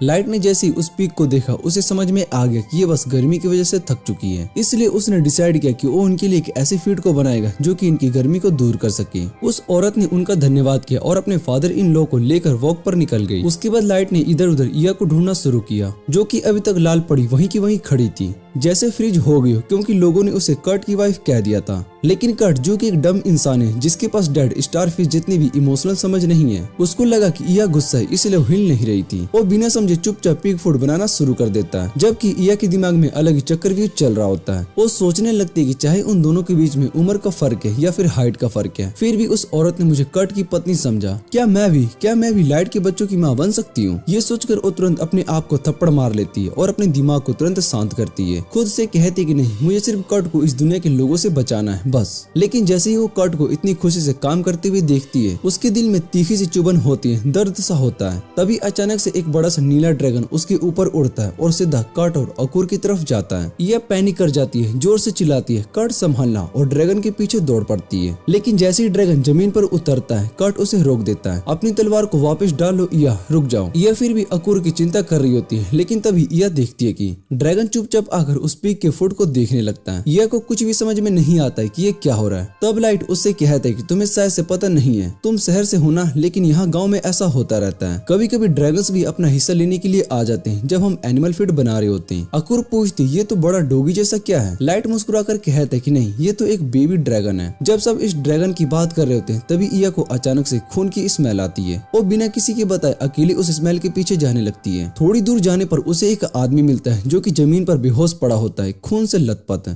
यह सोचती ये किसने किया होगा। तभी उसे झाड़ी के पीछे से कुछ हरकतें दिखाई देती है। बिना सोचे समझे इया वहाँ पर अटैक कर देती है। चिल्लाने की आवाज सुनकर कट दौड़कर वहाँ पर आता है और वो पूछते है, सब कुछ ठीक है ना इया? लेकिन इया उससे कहती है, कट अकुर को लेकर तुरंत भाग जाओ। कट को कुछ भी समझ में नहीं आता, लेकिन तभी झाड़ियों के पीछे से एक अजीब सी शकल वाला क्रिएचर बाहर आता है। एक डिमोनिक वुल्वरीन बेटी। यह फौरन कट और उसके बीच में खड़ी हो जाती है और वो क्रिएचर उनसे कहता है कि बच्ची को हमें दे दो। इया को लगता था कि वो अकुर के पीछे, लेकिन कट कहता है कि तुम ड्रैगन हंटर हो, तुम्हें बेबी ड्रैगन चाहिए है ना? लेकिन इया उसकी आंखों में देखकर समझ जाती है ये ड्रैगन हंटर नहीं, ये कुछ और ही है और ज्यादा खतरनाक है। यह एक बार फिर चिल्लाकर कट से कहती है, कट जल्दी से भाग जाओ। लेकिन कट मना कर देता है। तभी अचानक बेबी ड्रैगन उसकी शर्ट का कॉलर पकड़ लेता है और उसे लेकर हवा में उड़ जाता है। यह को ज्यादा हैरानी नहीं होती क्योंकि वो समझ गई थी कि कट ने इतनी जल्दी से ड्रैगन को भी अपना बना लिया। लेकिन अब सोचने का टाइम नहीं था। सामने से वही स्केरी डीमन मोमी उस पर हमला करने आ जाती है। यह जल्दी समझ गई थी कि वो इसके सामने ज्यादा देर तक नहीं टिक पाएगी। तभी डीमन ने उसके पेट में जोर का किक मारा। यह टक्कर खाकर पीछे गिर गई। डीमन उसके पास आई उसे खत्म करने के लिए, लेकिन इया ने एक रखे उठाकर मुश्किल से अपनी जान बचाई। उसने ड्रैगन से पूछा, जब तूने कहा कि हमें वो ड्रैगन बच्ची चाहिए तो तुम बेबी ड्रैगन की बात कर रही थी या फिर अकुर की? लेकिन डीमन चुप रही और फिर धीरे से बोली, अब ये जानकर क्या करोगी, तुम तो अब जिंदा ही नहीं रहोगी। इया के समझ में आ गया होता है कि अब तो वो टाइम को भी नहीं खरीद सकती। उससे पहले डीमन ने तेजी से उसके हथियार को गिरा दिया और तलवार से काट दिया। इया घुटनों के बल गिर गई। लेकिन जैसे ही ड्रैगन उसका काम तमाम करने के लिए वापिस आई, इया ने एक छुपा हुआ मैजिक क्रिस्टल उसकी तरफ फेंक दिया। जब डीमन ने उसे काटने की कोशिश की तो वो क्रिस्टल जोर से फट गया। पूरा एरिया में धमाका हो गया, सब उल्टा पुल्टा हो गया। इया को लगा कि बस अब तो फाइट खत्म हो गई, लेकिन नहीं, डीमन मम्मी जमीन तोड़कर फिर से बाहर आई। इस बार उसके बड़े बड़े सींग भी क्लियरली दिखाई दे रहे थे। इया का चेहरा सफेद पड़ गया। अब उसे समझ में आ गया था कि वो किस लेवल के खतरे के सामने। उसके मन से जीतने की सारी उम्मीद चली गई थी। वो सोचने लगी, ऐसे डीमंस तो कभी भी खुलेआम नहीं दिखाई देते, ये यहाँ पर क्यों है? तब डीमन मम्मी बोली, तुमने मुझे अच्छा खासा घाव दिया, तुम कितने स्ट्रॉन्ग हो। अब समझ में आया कि तुम लोगों ने एक डीमन लॉर्ड को कैसे हरा दिया। मैं तब से तुम्हें देख रही हूँ, जब से शहर पर अटैक नहीं हुआ था। यह कंफ्यूज हो गई, ये क्या अकुर के लिए आई है या फिर कट के लिए, क्योंकि कट तो खुद एक बच्चा है और रियलाइज करती है कि उसके पास अब और कोई हथियार नहीं बचा है और इस हालत में तो वो मरने वाली है। बस उसे एक ही उम्मीद थी कि कट जल्दी से वर्षों पहुंच जाए और सेफ रहे, क्योंकि मिको और बाकी सभी लोग भी शायद से अब तक ये सब समझ जाएंगे। यह अपनी किस्मत के सामने हार मान ही रही थी, तभी अचानक से कट की आवाज सुनाई दी। उसने ऊपर देखा तो लाइट ड्रैगन के साथ उसकी तरफ उड़कर आ रहा था। यह शॉक्ड होकर रह गई, ये क्या पागलपन है, ये क्यों आ गया यहाँ पर फिर से। उसने सोचा क्या ये ड्रैगन को कंट्रोल करके लड़ने के लिए आया है, पर वो तो अभी से ड्रैगन चलाना भी नहीं जानता। और उससे पहले कि वो कुछ समझ पाता, ड्रैगन ने उसे सीधा एक पेड़ पर गिरा दिया। यह गुस्से से उसके पास गई, तुम यहाँ पर क्या कर रहे हो इडियट। कट ने हंसा और बोला, भाग के क्या करूँ, तुम्हारे बिना कैसे जीऊं। तभी अचानक पूरे के पूरे पिग्स का झुंड उनकी तरफ दौड़ पड़ता है। कट ने जल्दी से कहा, चलो इन पिग्स के ऊपर चढ़ जाते हैं। दोनों एक बड़े सुअर के ऊपर चढ़ गए और डीमन से बचकर भाग गए। यह अब भी गुस्से में कट से पूछ रही होती है कि तुम्हारी गाँव में क्या ये सब इतने भी पागल होते हैं क्या, जो ऐसे खुद को खतरे में डाल देते हैं। कट हल्का सा मुस्कुराते हुए कहता है, पहली बार कुछ ऐसा कर रहा हूँ। फिर सीरियस होकर बोलता है, लेकिन एक मर्द को कभी भी दर्द नहीं चाहिए, जब बात उस औरत की रक्षा करने के लिए हो जो उसके लिए कीमती हो। यह उसकी ये बात सुनकर और भी ज्यादा फिदा हो जाती है, लेकिन साथ ही मन में दर्द भी महसूस करती है, क्योंकि वो जानती है कि कट ये बात किसी रोमांटिक तरीके से नहीं कह रहा है। तभी अचानक सामने से एक आग का गोला उनकी तरफ आता है और सीधा सुअर के झुंड को लगता है। झटके से कट और यह दोनों जमीन पर गिर जाते हैं। आंखों के सामने खुद डीमन मोमी खड़ी होती है, हाथ में एक और फायरबॉल लेकर। यह गुस्से से कट काट का उसका छुरा मांगती है और लड़ने के लिए आगे बढ़ती है। उसका शरीर कांप रहा था, जख्मों से वो चल भी नहीं पा रही थी, लेकिन आंखों में एक इरादा था, काट को बचाना है, चाहे जान ही क्यों न चली जाए। डीमन मम्मी अपना फायरबॉल छोड़ देती है। यह छुरा उठाकर उस स्पेशल टेक्निक को यूज करने की कोशिश करती है जो कि जादुई अटैक को काट सकती थी, लेकिन अब तक उस टेक्निक में वो कभी सफल नहीं हुई थी। फिर भी दिल में एक उम्मीद थी, अब नहीं कर पाई तो सब कुछ खत्म हो जाएगा। लेकिन उसका हाथ ठीक से नहीं उठा, उसे लगा कि अब वो जिंदा जलेगी। तभी अचानक अकूर आ जाती है और सीधा उसके सर पर कूद जाती है। यह जोर से उसे गले लगा लेती है। आग का गोला अचानक हवा में गायब हो जाता है। सब हैरान रह जाते हैं। डीमन मम्मी भी घबरा जाती है, उसके चेहरे का डर साफ दिख रहा होता है। यह सोचती है क्या उसने खुद फायरबॉल को हटा दिया, क्या ये इसलिए क्योंकि अकूर उसके सामने आ गई थी। वो उससे पूछने के लिए जाती है, लेकिन डीमन औरत खांसी करते हुए कहती है कि और खून की उल्टियां करने लगती है और जल्दी से वहाँ से भाग जाती है। यह उसके पीछे भागने की कोशिश करती है, लेकिन वो जानती है कि ज्यादा चोट खा चुकी है, इसलिए वो तुरंत गिर जाती है। कर्ट और अकूर दोनों उसके पास दौड़कर आते हैं। कर्ट उसे दवा देता है और थोड़ी देर में इया की तबीयत ठीक होने लगती है। इया अकूर से कहती है कि मैं बिल्कुल ठीक हूँ। तभी वो अचानक से खुद को संभालते हुए पूछती है, लेकिन ये बता तू मेरे ऊपर कैसे आ गई। कर्ट कहता है वो गिर कर नहीं, टेलीपोर्ट करके सीधा तुम्हारे ऊपर आई थी। यह बहुत ही शॉक्ड रह जाती है। टेलीपोर्ट? लेकिन बिना किसी बड़े टेलीपोर्टेशन स्टोन के कोई भी ऐसा नहीं कर सकता, कोई विजार्ड भी नहीं। यह अकूर से पूछती है क्या तुम दोबारा से ऐसा कर सकती हो, लेकिन अकूर सिर हिलाकर मना कर देती है। लाइट को भी टेंशन होती है उस डीमन औरत को लेकर और यह दिल से चाहती है कि वो कभी फिर से सामने न आए। तभी अचानक से एक सुर उनके पास आता है और बहुत ही उदास और छोट खाकर कर्ट के होश उड़ जाते हैं। अरे मेरा असली काम तो सुअर संभालना था, क्लाइंट आने वाला है। वो तुरंत सभी पिक्स को हील करता है और थोड़ी देर में सब वापस अपनी पैन में खुशी मर्जी और बिल्कुल ठीक लग रहे होते हैं। ब्लोंडे औरत सूरो को देखकर बहुत ही खुश होती है और इया को थैंक्स बोलती है। फिर मुस्कुराते हुए पूछती है वैसे तुम्हारा पति कहाँ पर है। इया वहाँ पर सभी को बता देती है कि कर्ट बेबी ड्रैगन को उसके पेरेंट्स के पास छोड़ने के लिए गया है, लेकिन रास्ते में उसने कुछ देखा जिसके बाद उसने अपना प्लान बदल दिया। तभी इया और अकूरा वापस से घर जाने लगते हैं कि अचानक कर्ट ड्रैगन बेबी को वापस आता दिखाई देता है। यह हैरान होकर पूछती कि उसने अब तक ड्रैगन को उसके पेरेंट्स के पास क्यों नहीं छोड़ा। और तभी उसकी नजर ड्रैगन के बैग पर पड़ती है जहाँ एक डीमन औरत बेहोशी की हालत में पड़ी होती है। यह के दिमाग में कंफ्यूजन का तूफान उठ जाता है, आखिर ये क्या हो रहा है। फिर कर्ट सबको समझाता है। वो कहते हैं कि जब वो आसमान से उस औरत को देखा तो तुरंत ड्रैगन को नीचे उतार दिया उसकी मदद करने के लिए। उसने देखा कि वो बहुत ही बुरी तरीके से घायल थी, लेकिन अभी जिंदा थी। कर्ट ने उसके लिए दवा बनाने का फैसला किया। वो औरत होश में आ गई और कर्ट को बेवकूफ बोला कि वो दुश्मन की मदद क्यों कर रहा है, लेकिन कर्ट ने उससे कहा कि क्योंकि उसने अपना अटैक कैंसिल कर दिया था और यह और अकूरा को नहीं मारा, इसलिए उसके पास उसकी जान बचाने का पूरा रीजन है। फिर कर्ट ने अपनी बनाई हुई दवा उसको दी और कहा कि अगर तूने नहीं पी तो तू मर जाएगी। डीमन औरत ने वो दवा पी, लेकिन उसको तुरंत अजीब सा फील होने लगा। वो जमीन पर गिर गई और कर्ट ने उससे माफी मांगी। उसने कहा कि उसने दवा में सोने की दवा मिला दी थी, क्योंकि वो इतना हिम्मत वाला नहीं है कि उसका सामना कर सके। कर्ट ने उससे बोला कि वो कम से कम 3 दिन तक बेहोश रहेगी और उसने उसे इसलिए डांट दिया क्योंकि उसने एक ऐसे ड्रैगन पर अटैक किया था जो इंसान से जुड़ा था। डीमन औरत उसकी बात समझ नहीं पाई थी, लेकिन कर्ट को लगा कि शायद से वो समझ नहीं पा रही है कि वो क्या कह रहा है। कर्ट अपने मन में सोचता है सिर्फ इसलिए क्योंकि उस औरत के भी सींग है। इसका मतलब ये नहीं कि वो भी उसकी बचपन की दोस्त हिल्डा है। जैसे ही डीमन औरत ने हिल्डा का नाम सुना उसने कर्ट से बात करने की कोशिश की, लेकिन उस वक्त दवा का असर हुआ और वो बेहोश हो गई। इसलिए कर्ट उसको अपने साथ ले आया। अब वो वापस से मेंशन में आ जाते हैं और कर्ट अकूरा से कहता है कि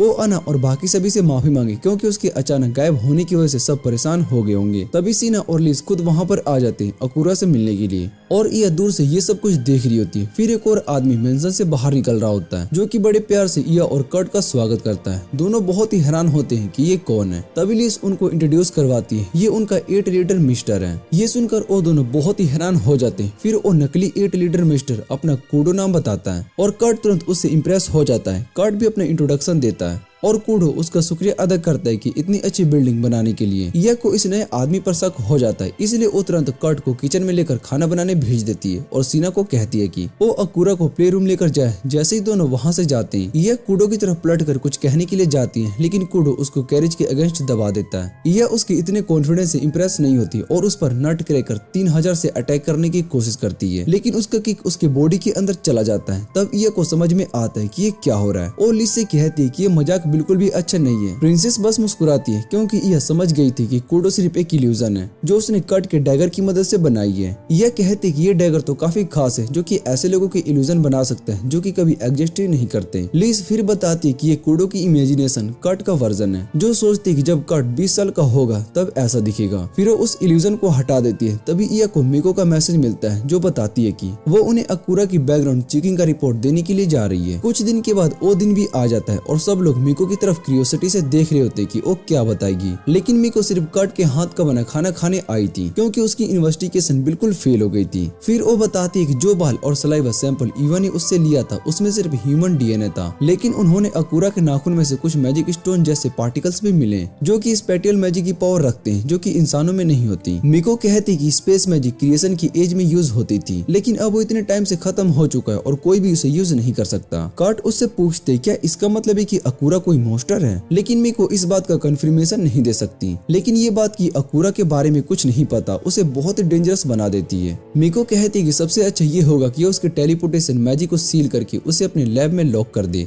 लेकिन कार्ट इस बात को स्ट्रिक्टली मना कर देती है। मिको उससे रीजन पूछती है तो कार्ट बोलता है तो क्या तुम्हें लगता है कि मैं डेंजरस हूँ? मिको कहती है कि वो उसका दोस्त है इसलिए वो नहीं सोचते कि उसे अटैक करेगा। कार्ट बोलता है कि उसका रीजन भी वही है क्योंकि उसे भी कभी अकुरा से कोई डेंजर फील नहीं होता। उसके लिए ये मैटर नहीं करता कि वो इंसान है या फिर नहीं, क्योंकि वो जानता है कि अकुरा एक बहुत ही अच्छी लड़की है जो कि किसी को भी हर्ट नहीं करेगी। कार्ट डिक्लेयर करता है कि अकुरा उनके साथ ही रहेगी। युवा भी उसकी इस बात से एग्री करती है और कहती है कि जब तक उनके पास कोई प्रूफ नहीं है कि वो मॉन्स्टर है तब तक उसके साथ मॉन्स्टर जैसा बिहेव नहीं कर सकते। लिस भी इस बात को सपोर्ट करती है और मिको से कहती है कि वो किसी को भी उनकी बेटी को लेकर जाने नहीं देगी। मिको उनके रीजंस को समझ जाती है और कहती है कि वो लोग अकुरा का ध्यान रखें। फिर वो उनसे पूछती है कि उस ड्रैगन के बारे में जिसे उन्होंने पकड़ा था, जिसे कट अब भी एक ड्रैगन हंटर समझता है। कट बताता है कि वो अभी बेसमेंट के प्रिजन में है। जैसे ही मिको उसके पास जाने लगती है कट उसे कहते है कि प्लीज उस बेचारी औरत के साथ बुरा मत करना। मिको कट को ये बताती है कि वो बेचारी औरत असल में एक डीमन है, इंसानों की सबसे बड़ी दुश्मन, और उसका हाल सिर्फ जेल में बंद होने से भी ज्यादा बुरा होने वाला है। मिको इया को लेकर बेसमेंट के प्रिजन में जाती है जहाँ पर उस डीमन ह्यूमन को जगाती है और पूछती है क्या वो बोल सकती है। डीमन धीरे धीरे बोलती है, कहती है कि वॉरियर सिर्फ जरूरत की ही बातें करते हैं। मिको समझ जाती है कि वो बेवकूफ नहीं है, बस एक वॉरियर के फर्ज की वजह से ऐसे बोलती है।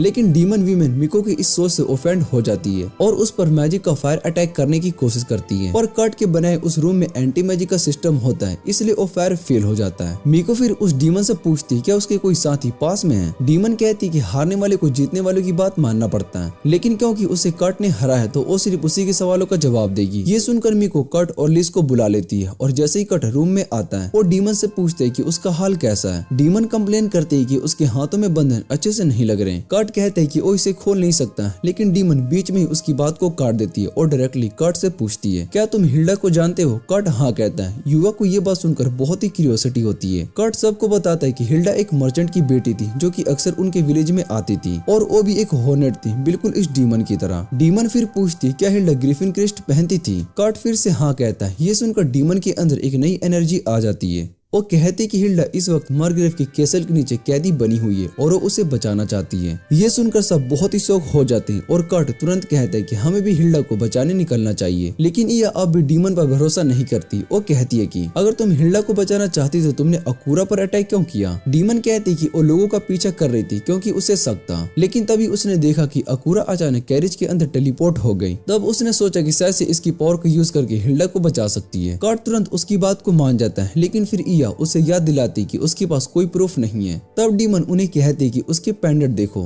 जब इया उसके बड़े बड़े माउंटेन्स के नीचे एक पेंडेंट को निकालती है तो कट उसे देखते ही पहचान जाता है ये तो हिल्डा का पेंडेंट है। डीमन बताते कि हिल्डा ने ये उसे दिया था और जब उसने इया को कट के डैगर का ग्रिफिन मार्क के साथ देखा तो उसने अटैक को रोक दिया। कट कहता है कि हिल्डा ने भी उसे एक डैगर दिया था, अब उसके पास यकीन करने का पूरा प्रूफ है। मिको भी अब उस पर ट्रस्ट करती दिख रही थी और डीमन से कहती कि वो लोग हिल्डा को बचाएंगे, लेकिन तब तक उसे यहाँ हमारे बेसमेंट में ही रहना होगा। कट उस डीमन लेडी से कहता है कि तुम इस रूम में ही रुको, तो उसे अपना नाम बताती है। सॉल कहती है कि तुम मुझे इस नाम से बुला सकते हो। कर्ट खुश होता है, चलो इस डीमन के साथ फर्स्ट नेम बेसिस पर बात बन गई है। लेकिन तभी अचानक अकोरा टेलीपोर्ट करके उन दोनों के बीच आ जाती है। सब लोग एकदम से घबरा जाते हैं, लेकिन थोड़ी देर बाद सब कुछ शांत हो जाते हैं। उसके बाद कर्ट सीधा मिको के पास जाता है, क्योंकि उसे समझ नहीं आ रहा होता है कि हिल्डा को कैसे बचाए। मिको बिना टाइम वेस्ट किए अपनी स्पिन नेटवर्क का यूज करके तुरंत एक मीटिंग बुला लेती है, बिना कर्ट को बताए। मिको के पास टेक होम की मेंशन का एक पुराना मैप होता है। वो बताती है कि उसकी वाइफ और बेटी मर चुकी है। उस मेंशन में एक स्पेशल रूम है जहाँ पर सिर्फ टेक होम ही जा सकता है, और उसे लोग अक्सर उस रूम में खाना लेकर जाते हुए दिखते हैं। सोल कहती कि उसने भी कोशिश की थी अंदर जाने की, पर वो रूम बंद था। इवन को के स्पाइस भी उस रूम में घुस नहीं पाए। तभी लिस के दिमाग में एक आइडिया आता है। वो बोलती है कि हम इल्यूजन का यूज करेंगे, जिससे कि लगेगा कि कोई मैजिक यूजर उस दीवार के अंदर घुस गया है। इससे टेक होम घबरा जाएगा और खुद ही दरवाजा खोल देगा। लिस का प्लान होता है कि इस काम के लिए फेक इट लायर मैच का यूज करेंगे, और सभी को यह आइडिया बहुत ही पसंद आता है। यह को थोड़ा टेंशन होता है कि कहीं ऐसा ना हो कि कर्ट को वर्षों में एक डीमन के साथ अकेला छोड़ना पड़ जाए, लेकिन लिस कहती है कि कर्ट भी उनके साथ ही चलेगा। फिर लिस सभी को बताती है कि टेक होम अपने टेरिटोरी में एक 3 दिन का फेस्टिवल ऑर्गेनाइज कर रहा है, और यही परफेक्ट मौका है रेटो को उसके सामने नए 8 ईयर मिस्टर के रूप में ले जाने का। साथ ही वो कर्ट से कहती है कि ये फेस्टिवल के दौरान हमें इस जगह के कल्चर के बारे में भी रिसर्च करनी चाहिए। लेकिन असली बात तो ये होती कि लिस और यह दोनों कर्ट के साथ फेस्टिवल डेट पर जाना चाहती थी, इसलिए ये दोनों बहाने बनाने लगे थे। उनका प्लान होता है कि फेस्टिवल के 3rd दिन तक जबकि नाइट एग्जीक्यूट करेंगे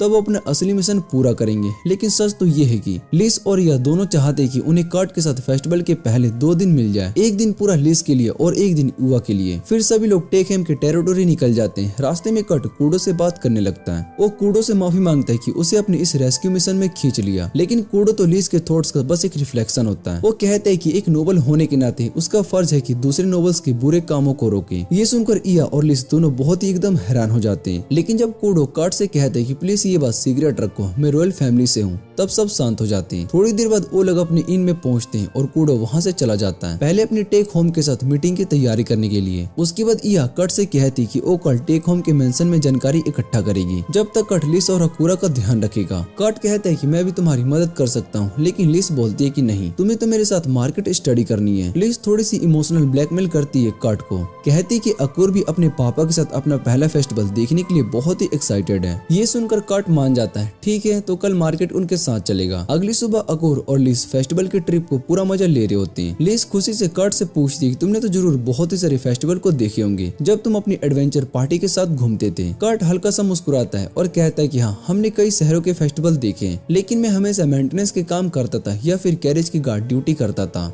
जबकि बाकी मेंबर्स मजा लेते थे। लिस को उसकी बात सुनकर थोड़ा बुरा लगता है, लेकिन कर्ट के लिए तो ये सब नॉर्मल था। उसे लगता था कि जो आदमी सब काम करता है उसके लिए फेस्टिवल एंजॉय करना बनता ही नहीं। लेकिन अब उसके दिल में एक बात और है, वो चाहता है कि अकूर को वो सब दे जो कि उसने कभी नहीं देखा, इसलिए उसने फेस्टिवल जाने के लिए हाँ कर दिया। तभी अचानक लिस उसका हाथ पकड़ लेती है और प्यार भरी मुस्कुराहट के साथ कहती है कि इस बार का फेस्टिवल तुम्हारे लिए ही होना चाहिए, उन सारे फेस्टिवल की कमी पूरा करने के लिए जो तुमने कभी एंजॉय नहीं किया। कर्ट को ये बात सुनकर दिल से बहुत ही खुश हो जाता है, लेकिन उसका क्या पता कि लिस तो उसे आज अपने दिल की बात कहने वाली है, अपना प्यार उसके सामने इकरार करने वाली है। तीनों मिलकर फेस्टिवल का पूरा मजा एंजॉय करते हैं। ढेर सारी मिठाइयाँ, रंग बिरंगी चीजें, खेल, सब कुछ। शाम होते ही लिस उन्हें एक छोटी सी सुंदर गार्डन में ले जाती है, जहाँ अकूर दूसरे बच्चों के साथ खेल सके और वो खुद कर्ट के साथ अकेले थोड़ी देर बिता सके टाइम। लिस के दिमाग में एक प्लान होता है। वो सोचती है कि कर्ट का मूड फेस्टिवल की वजह से बहुत ही अच्छा है, और अगर वो अब अपना प्यार जता देगी तो शायद से कर्ट भी खुश हो जाएगा। लेकिन जैसे ही वो कर्ट के पास पहुंचती है, उसका सीरियस चेहरा देखकर वो चौंक जाती है। लिस सोचती है ये क्या हुआ, कर्ट इतना सीरियस क्यों है। फिर उसकी नजर जाती है और वो समझ जाती है कि वो सभी टेक 1 के कैसल के बिल्कुल सामने खड़े होते हैं और कर्ट उसी तरफ सीधा कैसल की ओर देख रहा होता है। लिस के दिमाग में एकदम से ख्याल आता है, ओ नहीं, मैंने तो इस बात का बिल्कुल ध्यान ही नहीं रखा। वो तुरंत कर्ट से पूछती क्या तुम हिल्डा को लेकर परेशान हो। कर्ट उसे समझाने की कोशिश करता है, सबने प्रॉमिस किया हिल्डा को बचाने का और उसे अपने दोस्तों पर पूरा भरोसा है, लेकिन फिर भी उसके दिल में गिल्ट होता है, वो खुद कुछ नहीं कर पा रहा। लिस उसके सारे अच्छे काम गिनाने लगती है जो उसने अब तक सबके लिए किया है, लेकिन कर्ट तो जानता है कि नहीं वो कितना स्पेशल है, उसके लिए तो लगता है कि ये सब तो कोई भी कर सकता है। लिस सोचती कहती है कैसे मनाऊं इसे, कैसे मनाऊं कि अपने आप को इतना कम मत समझे। तब उसे समझ में आता है कि अभी अपने प्यार का इजहार करना सही वक्त नहीं है। इसलिए वो कट से कहती है तुम्हें पता है कट, मैं तुम्हारे दिल की रिस्पेक्ट करती हूँ और हम सब वर्कशॉप वाले भी, हम सबको तुम बहुत ही पसंद हो, इसीलिए तो हम सब यहाँ पर हिल्डा की मदद करने के लिए आए हैं। कट की आंखों में आंसू आ जाते हैं, उसका दिल भर आता है। वो कहता है कि मुझे भी तुम सब बहुत ही पसंद हो, इसीलिए तो मैं तुम्हारी और ज्यादा मदद करना चाहता हूँ। लिस मुस्कुराती है और कहती है और हम सब हमेशा एक दूसरे की मदद करते रहेंगे। लेकिन तभी अकुर वहाँ से चिल्लाती है पापा मुझे भूख लगी है, और बस वो इमोशनल मोमेंट वहीं पर खत्म हो जाता है। कट तुरंत अकुर के पास भाग जाता है और लिस दिल में सोचती कि आज अपने दिल की बात करने का मौका चला गया। लेकिन लिस के लिए सब कुछ ठीक था क्योंकि उसने कट के चेहरे की वो सच्ची मुस्कुराहट देख ली थी। उसने मन ही मन एक प्रॉमिस कर लिया कि वो अपने दिल की बात उसे बहुत ही जल्दी कह देगी। अगले दिन इया की बारी थी कट के साथ अपने दिल की स्पेशल बात बताने की। चलते वक्त उसकी नजर उस तलवार पर पड़ती है जो कि कट ने उसके लिए बनाई थी। जब उसकी तलवार उस राक्षस के साथ फाइट में टूट गई थी, कट ने उस तलवार के लिए रेल मेटल्स, मिनरल और टाइट माइन किए थे और एक लोकल ड्वार्फ ब्लैकस्मिथ का फोरेज भी बोरो किया था। जब कट ने ब्लैकस्मिथ से कहा था कि वो दोनों अल्ट्रा रेयर मेटल्स का एलो बनाकर तलवार बनाएंगे तो ब्लैकस्मिथ हंस पड़ा। उसे लगा कि कट मजाक कर रहा है, लेकिन कट अपनी बात पे था। और जब तलवार बनी तो इतनी ज्यादा स्ट्रॉन्ग और शार्प निकली कि एक बड़े पत्थर को एक ही बार में काट सकती थी। ब्लैकस्मिथ तो हिला ही रह गया। उसे लगा कि जैसे वो कोई गॉड लेवल ब्लैकस्मिथ का काम देख रहा हो और वो तुरंत अपनी स्किल सुधारने के लिए जर्नी पर निकल गया। ये अपने इन ख्यालों से बाहर आई और उसका दिल एक्साइटमेंट से भर गया क्योंकि आज उसका डेट था कट के साथ और इस बार उसकी किस्मत अच्छी थी क्योंकि अकुर कल मार्केट में दौड़ दौड़ के इतनी थक गई थी कि अब तक सो रही थी, इसलिए अब युवा के पास कोट के साथ अकेला वक्त था। उसने सोचा कि अपने एडवेंचर तजुर्बे का पूरा फायदा उठाकर कट को शहर का सबसे अच्छी जगहों पर ले जाएगी और दिखाएगी कि वो लिस्ट से बेहतर है। लेकिन तभी कुछ शोर सुनाई दिया। उसने देखा कि कुछ गंडे एक गरीब दुकानदार की शॉप को तोड़ रहे थे। इया ने सोचा कि वो इस चक्कर में नहीं पड़ेगी क्योंकि वो अपने डेट का मूड खराब नहीं करना चाहती थी, पर कट के प्लान्स तो अलग थे। वो बिना सोचे समझे सीधा उन गार्ड के पास चला गया और उनसे कहा दुकानदार को परेशान करना बंद करो। उसने उनसे पूछा बताओ क्यों तोड़फोड़ कर रहे हो तुम लोग। गुंडे बोलने लगे और इया ने सोचा हमेशा की तरह नॉर्मल डेट मेरी किस्मत में है ही नहीं। गुंडे कहने लगे कि शॉप का मीट बन तो बहुत ही बकवास टेस्ट करता है, इसलिए वो लोग सबकी भलाई के लिए ये तोड़फोड़ कर रहे हैं ताकि कोई दूसरा ये गलती से ना खरीद ले। कट ने डिसाइड किया कि वो खुद डिसाइड करेगा। उसने तुरंत एक मीट बन खरीदा और टेस्ट किया, फिर मुस्कुराते हुए बोला ये बन तो बहुत ही अच्छा है, इसके इंग्रेडिएंट्स केयरफुली सिलेक्ट किए गए। तभी एक छोटा सा थग जो पाइन एप्पल जैसा दिख रहा था कट को धक्का दे देता है। बंद कर अपना गर्दन रश्मि वाला ड्रामा। लेकिन इया वहाँ थी, उसने कट को संभाला। उसने गुंडों को देखा और कहा तुम लोग जानते हो ना कट एक 8 लेयर वर्कशॉप का है, उसके लिए किसी चीज का जजमेंट देना काफी बड़ी बात होती है। ये सुनकर गुंडे घबरा गए क्योंकि वो जानते थे कि 8 लेयर वालों से पंगा लेना उसके लिए महंगा पड़ सकता है, इसलिए वो तुरंत भाग गए। दुकानदार ने कट का शुक्रिया अदा किया, लेकिन बेचारा वो काफी ज्यादा जख्मी हो चुका था इन गुंडों की हाथों से।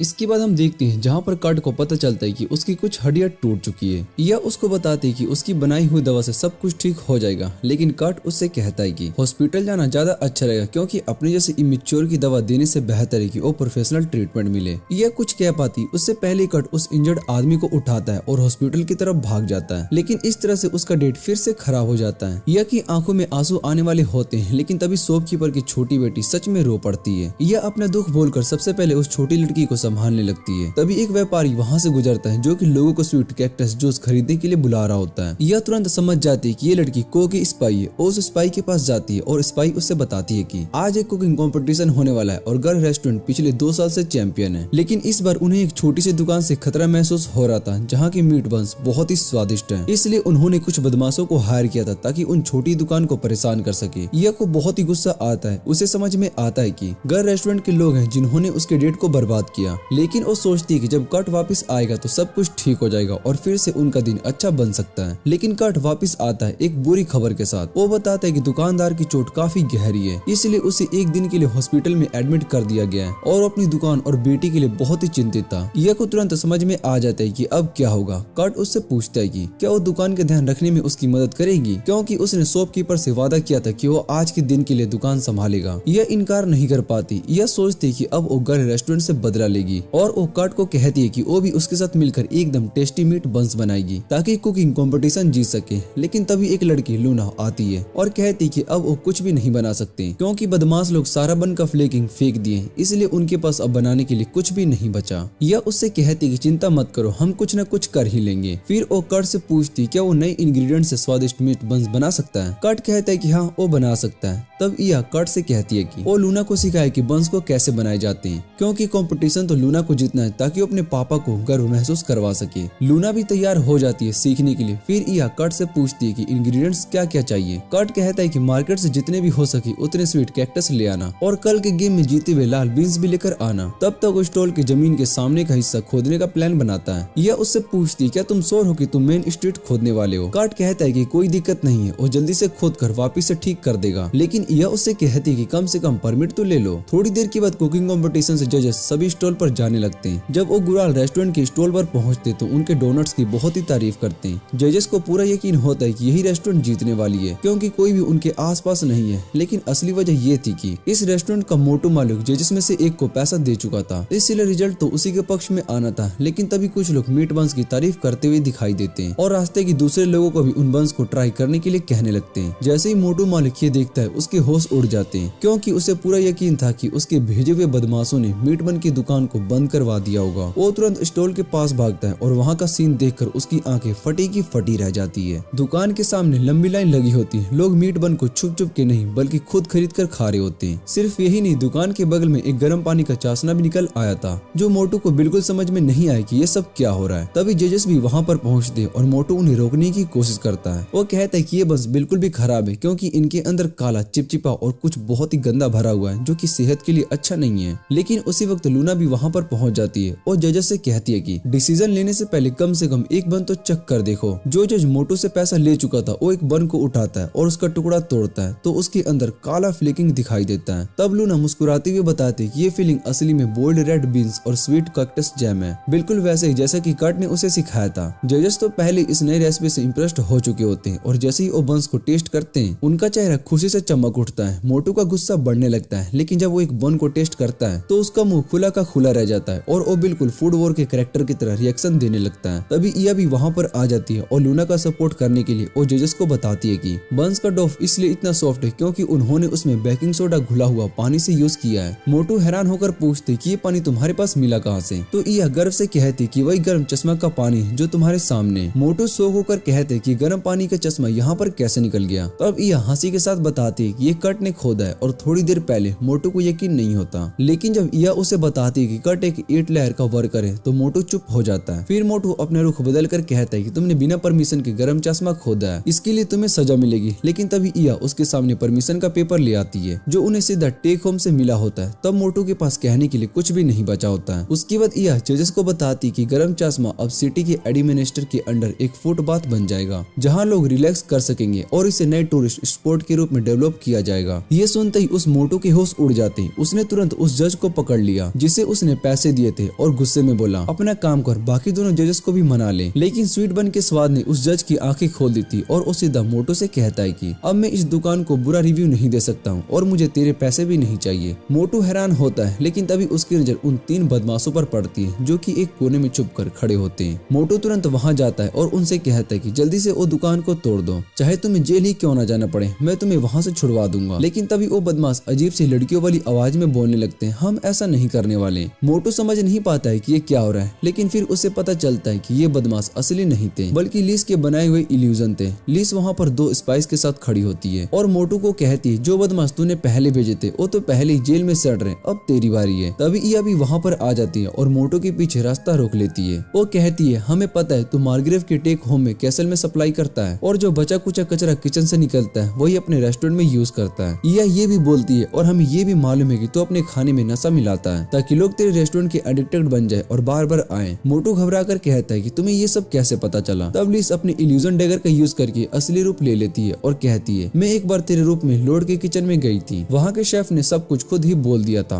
इया उससे कहती कि अब चुपचाप अपने गुनाहों को कबूल कर और सरेंडर कर दे, सजा भुगतने के लिए तैयार हो जा, तुझे जिंदगी भर की जेल मिलने वाली है। लेकिन मोटू तो बिल्कुल भी डेस्परेट हो चुका था। उसने एक छुरी निकाल ली और लीस पर हमला कर दिया, लेकिन लीस के स्पाइस ने उसे तुरंत जमीन पर गिरा दिया। यह गुस्से में बोलती है अब तुझे रॉयल पर हमला करने के लिए जिंदगी भर की सजा मिलेगी। मोटू तो समझ ही नहीं पाता है कि वो क्या बोल रही है। तभी लीस अपना असली परिचय देती है कि वो एक रॉयल है और ये बात सुनकर मोटू बिल्कुल टूट जाता है। उसके बाद लीस मजाक करते हुए इया से कहती है कि तेरा डेट तो फेल हो गया ना कट के साथ। लेकिन इया मुस्कुराकर बोलती है कोई बात नहीं, कट खुश है ना, बस वही काफी है। रात को थियोन को पता चल जाता है कि मोटू अरेस्ट हो गया है क्योंकि उसने लीस पर हमला कर दिया था जब वो फेस्टिवल का मजा ले रही थी। हियोन गुस्से में आ जाता है क्योंकि मोटो से उसके अच्छे संबंध थे। ऊपर से उसका असिस्टेंट आकर बताता है कि जो भी शेफ्स कैसल में काम कर रहे थे वो सब मोटो के भेजे हुए लोग थे, इसलिए सबको तुरंत निकाल दिया गया। ये सुनकर टेक होम घबरा जाता है क्योंकि कल लिस उससे मिलने वाली है और उसके पास अब कोई भी शेफ नहीं है जो कि उसके लिए खाना बना सके। स्टोरी आगे बढ़ती है और अब असिस्टेंट के पास एक जबरदस्त प्लान होता है। वो सजेस्ट करता है कि वो लोग वही स्वीट बंस और टी ले जाए जो कि कुकिंग टूर्नामेंट में जीत चुकी थी। टेक होम को ये आइडिया बहुत ही पसंद आता है और अपने असिस्टेंट से कहता है कि जो शेफ इस बन को बनाया था उसे कल सुबह उसके पास ले आए। अगली सुबह लिस और इया भी तैयार हो जाते हैं टेक होम के महल में जाने के लिए। साथ में होता है एक नकली 8 लैंड मास्टर कूडो। उनके सामने टेबल पर टेक होम के कैसल का मैप रखा होता है। इया कर्ट से कहती कि आज उसके दोस्त हिल्डा को वहाँ से बचाने वाले। इस बार इया ने डिसाइड किया कि कर्ट को पूरा प्लान इस पर बता दिया जाए। वो कहती कि हिल्डा जिस रूम में बंद है वहाँ सिर्फ किचन के रास्ते से ही पहुँचा जा सकता है ताकि उसके लिए खाना लेकर जाया जा सके बिना किसी शक के। कूडो बोलता है कि वो पूरा प्रूफ ढूंढेगा कि हिल्डा को वहाँ पर वाकई बंद करके रखा गया है। उसके बाद टेक होम को मना लेगा कि उसे छोड़ दे। वो कर्ट से कहता है कि टेंशन मत लेना, सब कुछ संभाल लेगा। फिर कर्ट कहता है कि वो तब तक लूना की शॉप में मदद करेगा जब तक कि उसका पापा ठीक नहीं हो जाता। कर्ट जाता है कि अचानक से लिस इया के पीछे से आ जाती है। पता चलता है कि लिस ने एक साथ 3 इल्यूजन अपनी छुरी से बनाए थे, इसलिए वो वहाँ आ गई थी। ये प्लान तो पहले से ही बना था क्योंकि इल्यूजन यूज करने में 2 बड़ी दिक्कत होती है। पहली बात, इल्यूजन बनाने के लिए छुरी को निकालना पड़ता है पर टेक होम के सामने नंगी तलवार नहीं लेकर जा सकती। दूसरी बात, इल्यूजन किसी चीज को छू नहीं सकती जो प्रॉब्लम क्रिएट करता है। इस प्रॉब्लम का सोल्यूशन निकालने के लिए लिस ने डिसाइड किया था कि वो अपने साथ एक अपना इल्यूजन बनाएगी और कूडो का भी, और असली लिस छुप जाएगी ताकि जरूरत पड़ने पर चीजों को हाथ से पकड़ सके। इतना प्लान रेडी करके दोनों अकोन से मिलने के लिए निकल जाते हैं, लेकिन लिस अपने 2 इल्यूजन बना लेती है और फिर खुद इनविजिबल होने के लिए तैयारी करती है। लेकिन तभी एक मैसेज मिलता है उनके स्पाइस से। मैसेज में लिखा होता है कि कर्ट को टेक होम के महल में टेम्परेरी शेफ रख लिया गया है और वो ऑलरेडी किचन तक भी पहुंच चुका है अपने दोस्त अकूर के साथ। इया और लिस दोनों शौक में आ जाते हैं, समझ नहीं पाते हैं हंसे या फिर रोए। थोड़ी देर तक तो पहले कर्ट एक स्टॉल में स्टफ्ड बंस बना रहा था, तभी उसने बाहर लूना की चीख सुनी और वो तुरंत भागकर उसके पास गया था और देखा कि लूना बस हैरान थी क्योंकि एक नाइट उसे बोल रहा था कि 100 स्टफन बंस अभी के अभी लो टेक होम के लिए रेडी करो। सिर्फ इतना ही नहीं, उस नाइट ने ये भी बोला था कि लूना को आज के दिन के लिए कैसल के टेम्परेरी शेफ बनाकर काम करना पड़ेगा, पर लूना ने मना कर दिया क्योंकि उसको तो अपना स्टॉल खोलना था। ये देखकर कर्ट ने उससे कहा कि चिंता मत करो, मैं बंस को बना दूंगा और खुद कैसल में डिलीवर भी कर दूंगा। उसने जो बंस ऑलरेडी बनाकर रख चुके थे उन्हें वहाँ पर खड़े नाइट्स को टेस्ट करने देता है जब तक वो बाकी ये ऑर्डर को रेडी करता है। जैसे नाइट ने पहला बाइट लिया उसके चेहरे पर एक अलग ही चमक आ गई, जैसे उसको कोई ज्ञान मिल गया हो। थोड़ी देर के बाद जब कर्ट उसका ऑर्डर करके वापस आया तो उसने देखा कि सारे नाइट्स बस वहीं पर फ्रीज होकर खड़े हैं, एकदम चुपचाप जैसे कोई मूर्ति बन गए हो। कर्ट को लगा कि शायद से वो सब थक गए होंगे, उनकी फेस्टिवल के चक्कर में इतने दिनों से ड्यूटी कर रहे थे बिना आराम के। लेकिन तभी उनका कैप्टन होश में आता है कर्ट की आवाज सुनकर। वो कहता है कि जैसे ही उसने ये बंस को खाए उसकी सारी थकान दूर हो गई जो कि इतने दिन की ओवर टाइम ड्यूटी से जमा हो गई थी। इसके बाद कर्ट अकीरी के साथ कैसल की तरफ निकल पड़ता है और रास्ते में उसके दिमाग में एक तीखा ख्याल आता है, जिन्होंने उसे बुलाया है वो कोई और नहीं बल्कि वही टेक होम है जिन्होंने हिल्डा को किडनैप किया था। जल्दी कर्ट किचन में पहुंच जाता है जहाँ एक असिस्टेंट उसके हाथ से बन ले लेता है। असिस्टेंट कहता है कि ये बंस प्रिंसेस के लिए सर्व होंगे जो इस वक्त अपनी मीटिंग लिस के साथ कर रही है। ये सुनकर कर्ट का मन घबरा जाता है, उससे डर लगता है कि कहीं जो बंस उसने जल्दी जल्दी में बनाए वो प्रिंसेस के लायक है भी या नहीं। लेकिन असिस्टेंट उसे तसल्ली देता है और कहता है कि चिंता की कोई बात नहीं है। वो बस कर्ट को स्टैंडी रहने के लिए बोलता है ताकि अगर मीटिंग के दौरान कुछ भी बनाना पड़े तो वो रेडी रहे। असिस्टेंट जैसे ही चला जाता है कर्ट की नजर किचन की आखिरी दीवार पर जाती है। उसका दिमाग बस हिल्डा के बारे में ही सोचने लगता है। तभी दूसरी तरफ से लिस अकोन से मिल रही होती है, इल्यूजन बनाए हुए, और टेक होम खुशी कर रहा होता है कि उस फैटी शेफ के अटैक वाले इंसिडेंट को हल्का कर दे। लिस उसे बात में उलझा कर रखती है जबकि इया वहाँ दूर गार्ड कर रही होती है और मन ही मन प्रार्थना कर रही होती है कि कर्ट कोई उल्टा काम ना कर दे। लेकिन किचन में कर्ट की बेचैनी बढ़ रही होती है। उसका दिल चाहता है कि वो दरवाजा खोल के हिल्डा को ढूंढ ले, लेकिन उसे पता है कि अगर उसने कोई भी गलती की तो पूरा का पूरा प्लान खराब हो सकता है। अपने इस जज्बात को संभालना उसके लिए बहुत ही मुश्किल हो रहा था। तभी अकीरी उसे देखती है और पूछती तुम इतने परेशान क्यों लग रहे हो। कर्ट उसे बताता है कि शायद से उसका दोस्त हिल्डा उस दरवाजे की तरफ है, लेकिन अभी वो दरवाजा नहीं खोल सकता। ये सुनते ही अकूर का मन बहुत ही खुश हो जाता है। वो कहती है कि वो कर्ट को अंदर लेकर जा सकती है अपनी मैजिक पावर से। वो तुरंत कर्ट को गले लगाती है और एक पल में वो दोनों टेलीपोर्ट होकर उस दरवाजे की उस तरफ पहुंच जाते हैं। कर्ट बहुत ही हैरान हो जाता है, अकीरी अपने साथ उसे भी टेलीपोर्ट कर सकती है, और उसका मन कहता है कि उन्हें वापस चले जाना चाहिए। लेकिन अकीरी कहती है कि अब वो वापस नहीं जा सकती। उसका चेहरा उदास हो जाता है क्योंकि वो चाहती कि कर्ट के दोस्त को वो दोनों मिलकर ढूंढे। कर्ट सोचता है कि इसे कैसे संभाले। तभी उसे एक औरत की आवाज सुनाई देती है बिल्कुल पास वाले रूम से। कर्ट का दिल जोर से धड़कने लगता है। उसे लगता है कि वो हिल्डा होगी और बिना किसी वार्निंग के सोचा समझा वो उसे बचाने का का फैसला करता है। कर्ट अपनी पॉकेट से एक छोटी सी पिन निकालता है और धीरे से उस दरवाजे को लॉक कर देता है, लेकिन जैसे ही दरवाजा खुलता है उसका चेहरा हैरानी से भर जाता है। रूम के अंदर तो बस एक बूढ़ी औरत होती है, कोई हिल्डा नहीं। दूसरी तरफ अकोन कूडो से कहता है कि वो चाहता है कि कूडो इस शहर का गवर्नर बन जाए, लेकिन कूडो कहता है कि वो इस फैसले से पहले कुछ बातें अकेले में पूछना चाहता है। तभी जो झूठी लीज थी वो रूम से बाहर चली जाती है ताकि उन्हें प्राइवेट टाइम मिल सके। जैसे ही वो निकलती है अकोन का चेहरा एकदम से रिलैक्स्ड हो जाता है। उसे बिल्कुल भी नहीं पता होता है कि असली प्रिंसेस सब कुछ देख रही है।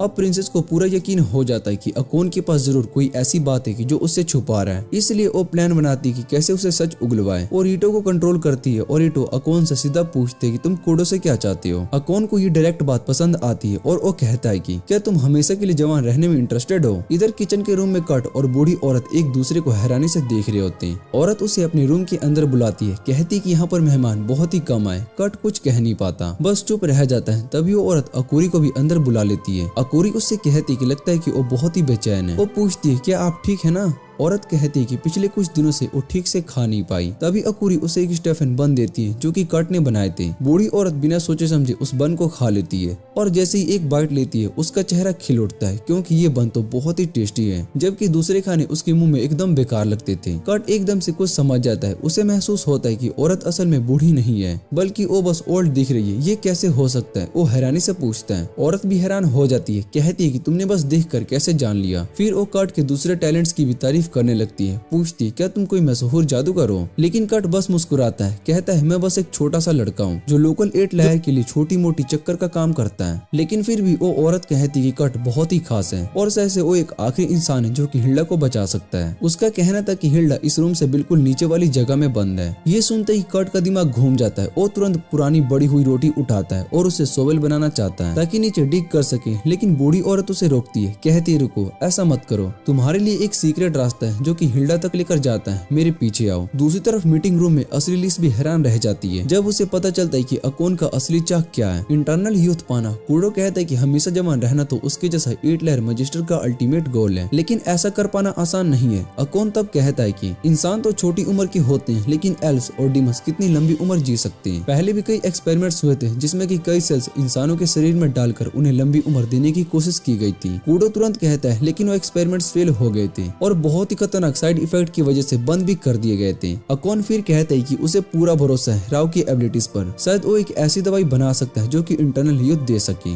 लिस अब पूरा प्लान समझ जाती है और उसके दिमाग में एक आइडिया आता है, एक चोर का इल्यूजन बनाकर अकोन को एक्सपोज करने का। लेकिन इससे पहले कि लिस अपने प्लान के अगले हिस्से पर जाए उसे थोड़ी और डिटेल चाहिए होती है। तभी कूडो सीधा टेक होम से पूछते ही तुम्हें इतनी जल्दी क्यों है, तुम तो जानते हो ना कि डीमन सेल्स को संभालना और उन पर एक्सपेरिमेंट करना बहुत ही इलीगल है, चाहे वो कंट्री के कानून हो या फिर चर्च के। फिर भी तुम इतने डिस्परेट क्यों लग रहे हो, अगर तुम अपने इरादे के अनजाने को भी बता रहे हो तो जरूर वक्त कम है तुम्हारे पास। कूडो कहता है कि तुम्हारे पास तो सब कुछ है, जिंदगी लंबी करने का क्या मतलब है तुम्हारे लिए, पक्का कोई और है जिसके लिए तुम ये दवा बनाना चाहते हो। टेक होम बस चुप रहता है और वो कहता है कि उसे बस वो मेडिसिन चाहिए और कुछ भी नहीं। लिस समझ जाती है कि अब इसे ज्यादा पूछने का कोई फायदा नहीं है, इसलिए अपने प्लान का दूसरा पार्ट शुरू करती है। उसका क्लोन जो कि बाहर था वो अचानक जोर से चिल्लाता है, चोर चोर घुस गया, और तभी यह दरवाजा खोलती है और रूम के अंदर आकर कहती है कुछ चोर महल में घुस गए, मैंने उन्हें रोकने की बहुत ही कोशिश की लेकिन वो किचन की तरफ भाग गए। अकोन घबरा जाता है, तुरंत कहता है कि रेटो और लिस को तुरंत दोनों यहाँ रुको, या तुम इनकी हिफाजत करोगे, कहीं मत जाना, और ये बोलकर वो तुरंत बाहर भाग जाता है। लेकिन असली लिस जो कि अभी इनविजिबल थी चुपके से उसकी पीछे पीछे निकल जाती है। जल्दी वो छुपे हुए एरिया तक पहुंच जाती है और टेक होम और भी ज्यादा घबरा जाता है जब देखता है कि एक सीक्रेट रूम का दरवाजा खुला हुआ है। वो जल्दी से अंदर जाता है और आवाज लगाता है फामिल फामिल। लिस सुनकर हैरान हो जाती है क्योंकि फामिल तो कूडो की बेटी का नाम है। टेक होम रूम के अंदर जाकर एकदम से उदास हो जाता है क्योंकि वो समझ जाता है कि जो ढूंढ रहा था वो वहाँ पर नहीं है। जब वो सीक्रेट पैसेजवे के अंदर चला जाता है तो लिस सोचती है कि पहले रूम चेक कर लेती हूँ। वो बेड के ऊपर एक ग्रे बॉल को देखती है और अपनी सेंस को तेज कर लेती है ताकि और क्लूज को ढूंढ सके। तभी उसे एक मीठा सा खुशबू मिलता है, कट की खुशबू। उसका मन करता है कि तुरंत कट के पास जाए लेकिन वो डिसाइड करती है कि पहले इया से मिलने। उधर दूसरी तरफ फामिल कट और अकुरी को छुपाए हुए रूम में लेकर जा रही होती है जहाँ हिल्डा को बंदी बनाकर रखा गया होता है। कट अपने दोस्तों दोस्तों से माफी मांगता है, कहता है कि उसकी वजह से ये प्लान बिगड़ गया। फिर वो बाहरी दरवाजा खोलता है और अंदर देखता है हिल्डा जंजीरों में बंधी होती है। जब हिल्डा उसे देखती है तो पहचान जाती है, अरे तुम तो वही हो ना जो गाँव में मिला था। कट के चेहरे पर मुस्कुराहट आ जाती है, खुशी से कहता है हाँ मैं वही हूँ और मैं तुम्हें यहाँ से बचाने के लिए आया हूँ, पर फामिल ने ऑलरेडी काम आसान कर दिया था, उसने जंजीरें डीएक्टिवेट कर दी थी। कट तुरंत हिल्डा के पास भागता है, लेकिन जैसे ही उसके करीब पहुंचता है एक अजीब सी बात नोटिस करता है। हिल्डा में बिल्कुल भी बदलाव नहीं आया, बिल्कुल वैसी की वैसी जैसे कि 10 साल पहले थी। कट हर एंगल से देखने की कोशिश करता है, सोचता है कि कहीं तो बदलाव दिखे, लेकिन नहीं। आखिर में बस कहता है कि तुम तो बिल्कुल वैसे ही लग रहे हो जैसे कि तुम पहले थे। जैसे ही कट ने ये कहा, हिल्डा गुस्से से उसके मुंह पर मुक्का मार देती है, कहती है कि सब तुम्हारी गलती, इसी वजह से मैं कभी बड़ी नहीं हो पाई। वो याद दिलाती है कि उसे जब तुमने पहाड़ों में एक बार दवा पिलाई थी, उसके बाद से मेरी ग्रोथ रुक गई और तो और बिना कुछ बताए गाँव से चले गए। अब उस सब का हिसाब तुम्हें देना पड़ेगा। और ये बोलकर वो कट को जोर से पीटने लगती है। कट बस बार बार माफी मांगता रहता है, लेकिन तभी अकूरी आगे बढ़ती है और कहती है बस करो हिल्डा, मेरे पापा को और मत मारो। इस बात से हिल्डा और भी ज्यादा गुस्सा हो जाती है, कहती है वाह, मुझे तो छोटी सी बच्ची बना दिया और खुद बाप बन गया। वाह कट, तुमने तो कमाल ही कर दिया। कट समझाने की कोशिश करता है, नहीं अकूर तो अंडे से पैदा हुई है, मैंने कोई बेबी मेकिंग का काम नहीं किया। हिल्डा को ये बात मान लेना बहुत ही मुश्किल होता है। फिर वो कट से कहती है बहुत ही भूख लगी है, कुछ खाने के लिए है क्या? कट के पास सिर्फ एक पुरानी सूखी रोटी होती है। हिल्डा कहती है चलिए, लेकिन जैसे ही वो उसे काटने की कोशिश करती है उसके दांत उसमें घुस ही नहीं होते हैं। तभी फैमिली पूछ बैठती है, हिल्डा क्या ये तुम्हारी हमेशा की जवान रहने की हालत उसी मेडिसिन की वजह से हुई है जो कट ने तुम्हें दी थी? हिल्डा हाँ में सर हिलाती है और कट से कहती है क्या तुम वो मेडिसिन दोबारा से बना सकते हो? कट कहता है तभी वो एक बार रेनबो फ्लावर मिला था और उसके बिना वो दवाई बनाना नामुमकिन है। हिल्डा फामिल से माफी मांगती है, माफ करना मैं तुम्हारी ज्यादा मदद नहीं कर पाई। लेकिन फामिल मुस्कुराते हुए कहती कोई बात नहीं, मुझे बुरा नहीं लगेगा। कट हैरान रह जाता है, क्या तुम ही हो टेक होम की बेटी? फामिल कहती है हाँ, और कट का दिमाग चक्करधारी चक्कर की तरह घूमने लगता है। कुछ समझ नहीं पाते हैं कि क्या हो रहा है। तब तक टेक होम वहाँ पर आ जाता है और अपनी बेटी को ठीक देखकर चैन की सांस लेता है। लेकिन जैसे ही उसकी नजर कट पर पड़ती है वो समझ जाती है कि कट ही चोर है। पर कट गुस्से में बोल पड़ता है लोगों को किडनैप करना गलत है, कोई भी वजह हो इंसानों की गलती नहीं छीनी जा सकती। टेक होम बोलता है तुम नहीं समझोगे मेरी मजबूरी। पर कट तुरंत बोलता है समझता हूँ, मैं भी बाप हूँ और अपनी बेटी से जान से ज्यादा प्यार करता हूँ। लेकिन फिर वो अपने इमेजिनेशन में उलझ जाता है, तुमने अपनी असली बेटी को बड़ा होते हुए नहीं देखा, इसलिए हिल्डा को चुरा लिया ताकि वो हमेशा छोटी रहे, ताकि तुम उसे अपनी बेटी जैसे समझ सको हमेशा के लिए। सबके चेहरे शौक में थे, पर कट की बकबक खत्म नहीं होती। वो सोचता है क्योंकि अकॉन सिर्फ हिल्डा को अटेंशन दे रहा था, इसलिए फमील को कोई अजीब से दवाई पिला ली जो उसे बूढ़ी और कमजोर बना गई। सब उसकी इमेजिनेशन पर हैरान रह जाते हैं। आखिर में कट बोल पड़ता है तुम तो एक पीडीएफ फाइल निकले।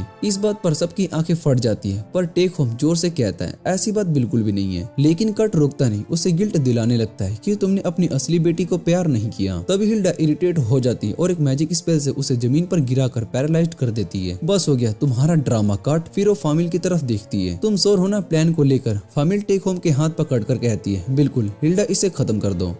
अकॉन ये सब सुनते ही पसीना पसीना हो जाता है और घबरा कर फैमिली से पूछते है तुम ऐसा क्यों चाहती हो? यही सवाल कट के दिमाग में भी चल रहा होता है, लेकिन उसके मन में अभी भी वही बात चल रही थी कि फैमिली अपने पापा से इसलिए नफरत करती है क्योंकि उसके पापा उसकी जगह हिल्डा को लाना चाहते हैं। अकॉन ज्यादा घबरा जाता है और वहाँ से भागता हुआ कहता है कि मैं यहाँ इस तरह से नहीं मर सकता। वो बेसमेंट से निकल जाता है और सीधा फैमिली के रूम की तरफ भागता है। लेकिन जैसे ही वो वहाँ पर पहुँचता है तो देखते है कि लिस और इया ऑलरेडी वहाँ पर मौजूद है। अकॉन उन्हें देखकर हैरान रह जाता है। तभी लिस कहती है कि उसे अब सब कुछ समझ में आ गया है। उसको पता चल गया कि फैमिली को एक अजीब बीमारी है जिसे आयन सिंड्रोम कहते हैं और थियो उसे ठीक करने की कोशिश कर रहा था। लेकिन अब तक इस बीमारी का कोई इलाज नहीं मिला और अगर मिला भी तो भी पेशेंट का बुढ़ापा वैसा का वैसा ही रहेगा। इसलिए थियो ने एक डीमन के सेल्स का यूज करके एक ऐसा मेडिसिन बनाने की कोशिश की जो कि हमेशा जवान बना सके। अकॉन भी गुस्से से इस बात को मान लेता है और कहता है कि उसने अपनी बेटी को बचाने के लिए पिछले 1 साल से सब कुछ ट्राई किया, लेकिन फिर भी कोई फायदा नहीं हुआ, चाहे उसने उस आदमी के दिए हुए इंस्ट्रक्शन को फॉलो किया हो। और अब उसका सबूत टूट गया और अपनी बेटी को बचाने के लिए अपनी जान तक बेचने को तैयार है। इतना क्या करो अचानक से एक मैजिक स्टोन जमीन पर तोड़ देता है और जमीन पर एक मैजिक सर्कल चमकने लगता है। गर्ल्स को समझ पाए उससे पहले अकॉन अपने हाथ में छुरा मारकर अपना खून उस मैजिक सर्कल में डाल देता है ताकि एक डीमन को बुला सके, लेकिन कुछ भी नहीं होता। अब अकॉन और भी ज्यादा घबरा जाता है और कहता है कि ये मैजिक सर्कल तो काम करना चाहता है क्योंकि ये उस लाइन पर है जहाँ पर मेरा माना भरपूर है। तभी लिस को एक बात समझ में आती है और वो कहती है कि जब से शहर के बीच में हॉट स्प्रिंग खुला है तब से ले लाइन की पोजीशन बदल गई है। अकोन की दिमाग में ये बात आती है कि लिस ने शायद से पहले उसकी प्लानिंग जान ली थी, इसलिए उसने हॉट स्प्रिंग खोदने की परमिशन ली थी ताकि उसके प्लान को फेल कर सके। अकोन अपना होश खो देती है और लिस खुद इस बात का पूरा क्रेडिट ले लेती है, चाहे उसे इस बारे में कुछ भी पता नहीं था। तभी वहाँ पर हिल्डा आ जाती है और अकोन डर के मारे जमीन पर गिर जाता है। सब लड़के एक दूसरे को देखकर हैरान हो जाती है। लिस हिल्डा को ग्रेट करते हुए कहती है कि उसने उसके बारे में सोल और कर्ट के बारे में सब कुछ सुन रखा है। हिल्डा उसका शुक्रिया अदा करती है कि उसने अब तक कर्ट का ख्याल रखा। लेकिन जब एक छोटी सी लड़की हिल्डा जैसे के लिए कर्ट के लिए एक पॉजिटिव शब्द बोलती है तो लिस को बहुत ही बुरा लगता है। वो भी हिल्डा को वही लाइन वापिस से बोल देते कि उसने भी अपने वक्त में कर्ट का ख्याल रखा था। दोनों के बीच की टेंशन बढ़ जाती है और यह बीच में आकर हिल्डा से पूछती कि कर्ट कहाँ पर है। हिल्डा कहती कि वो बेसमेंट में आराम कर रहा है क्योंकि वो नहीं चाहती कि कर्ट ये सब देखे जो कि अब होने वाला है। इतना कहकर हिल्डा अपनी सोर्ड निकाल लेती है और लिस और इया की तरफ पॉइंट कर देती है। दोनों हैरान होकर पूछती कि तुम उसे मारना क्यों चाहती हो। तब हिल्डा कहती है कि एक दिन ये मोटू आदमी अकोन वाकई में एक डीमन को बुला लेगा और उसकी वजह से बहुत ही सारे बेगुनाह लोगों की जान और उनकी रूह तक दोनों चली जाएगी। लेकिन फैमिली ये नहीं चाहती थी कि उसकी जिंदगी के लिए इतनी बड़ी कीमत चुकाई जाए, इसलिए उसने कहा था कि अपने पापा को मार दो। अकोन ये सुनकर टूट जाता है, पर फिर भी वो सिर्फ ये चाहता है कि उसकी बेटी एक नॉर्मल जिंदगी जिए, चाहे उसके लिए उसकी जान ही क्यों न चले जाए, चाहे दुनिया के लोगों को भी। हिल्डा डिसाइड कर लेती कि अब बस उन्हें अकोन का काम तमाम कर देना चाहिए। लेकिन उसी वक्त एक आवाज सबको रोक देती है। सब पीछे मुड़कर देखते हैं और शौक हो जाते हैं क्योंकि वहाँ खड़ी थी फैमिली, एकदम जवान, बिल्कुल हेल्दी। अकोन आंखों पर यकीन नहीं कर पाता और पूछता है क्या मैं सपना देख रहा हूँ। पर फैमिली मुस्कुरा कर कहती कर्ट ने उसका इलाज कर दिया अपने हॉट स्प्रिंग बंद के जरिए। लिस एक बार फिर से कर्ट से इम्प्रेस हो जाती है और यह सोचती कि उसे पहले ही समझ जाना चाहिए था। इसी बीच कर्ट के ऊपर लगा पैरालिसिस स्पेल धीरे धीरे कम हो रहा होता है और वो बोल पाता है। वो अकुर से कहता है कि उसका बैग उठाओ और उसमें से एक ब्राउन बोतल निकालकर उसे एक गोली दे दो। अकुर तुरंत उसकी बात मान लेती है और गोली दे देती है। जैसे ही कर्ट वो गोली निकल लेता है उसका पैरालाइज बिल्कुल खत्म हो जाता है और वो तैयार हो जाता है फैमिली की मदद करने के लिए। वहीं दूसरी तरफ फैमिली और अकोन के बीच एक इमोशनल मोमेंट चल रहा होता है। तभी लिस उसके पास आती है। वो कहती है कि अकोन ने बड़े जुर्म किए हैं और उसकी नोबल स्टेटस भी उसे बचा नहीं सकती। लेकिन फैमिली उसे गुहार लगाती कि अपने पापा को माफ कर दो, जो भी किया है उसने मेरी वजह से किया है, सजा मुझे दो। पर लिस के मन में कुछ और ही था। वो कहती कि यहाँ एक रॉयल फैमिली की मेंबर बनकर नहीं आई है बल्कि एक सिंपल लड़की बनकर आई है जो कि 8 लेयर में ट्रेनिंग कर रही है, इसलिए वो अकोन को सजा नहीं देगी। लेकिन अब से अकोन को 8 लेयर के लिए काम करना पड़ेगा। अकोन बिना कुछ बोले ये सजा एक्सेप्ट कर लेता है, खुश होकर कि कम से कम उसकी बेटी बच गई। फिर लिस हिल्डा की तरफ मुड़कर कहती कि उसके साथ चलना होगा क्योंकि उन्हें कई बातें डिस्कस करनी है, लेकिन चिंता मत करो, बाद में उसे ठीक से घर भेज दिया जाएगा। यह कहती है कि अब बस कर्ट को बुला लेना है ताकि वो मैजिक सर्कल को हटा दे। लेकिन तभी एक अजनबी आदमी वहाँ पर आ जाता है और कहता है कि इस कहानी का हैप्पी एंडिंग नहीं होगा क्योंकि राइटर तो मैं हूँ। सब उस आदमी को देखकर बहुत ही हैरान हो जाते हैं। हिल्डा तुरंत उसे पहचान लेती है। ये तो वही गोथ टाइप इमो बंदा है जो कि मेट गाला से वापिस आया है। इसका नाम है स्क्रिप्टर। हिल्डा उससे पूछती है कब से इतनी हिम्मत आ गई, तुमने खुद सामने आ गए। लिस और बाकी सब लोग भी कंफ्यूज हो जाते हैं, कहते कि ये बंदा कौन है। तब अकोन कहता है ये तो स्क्रिप्टर ही है, वही डीमन जिसने हिल्डा को मुझे दिया था और मुझे डीमन समन करने का तरीका बताया था। स्क्रिप्टर हिल्डा से कहता है कि वो इंतजार कर रहा था कि उसके दोस्त उसे बचाने आए, लेकिन कोई नहीं आया और इस बात से वो बहुत ही डिसअपॉइंटेड हुआ। पर हिल्डा कहती कि उसे तुम्हारी प्लानिंग पहले से ही पता था,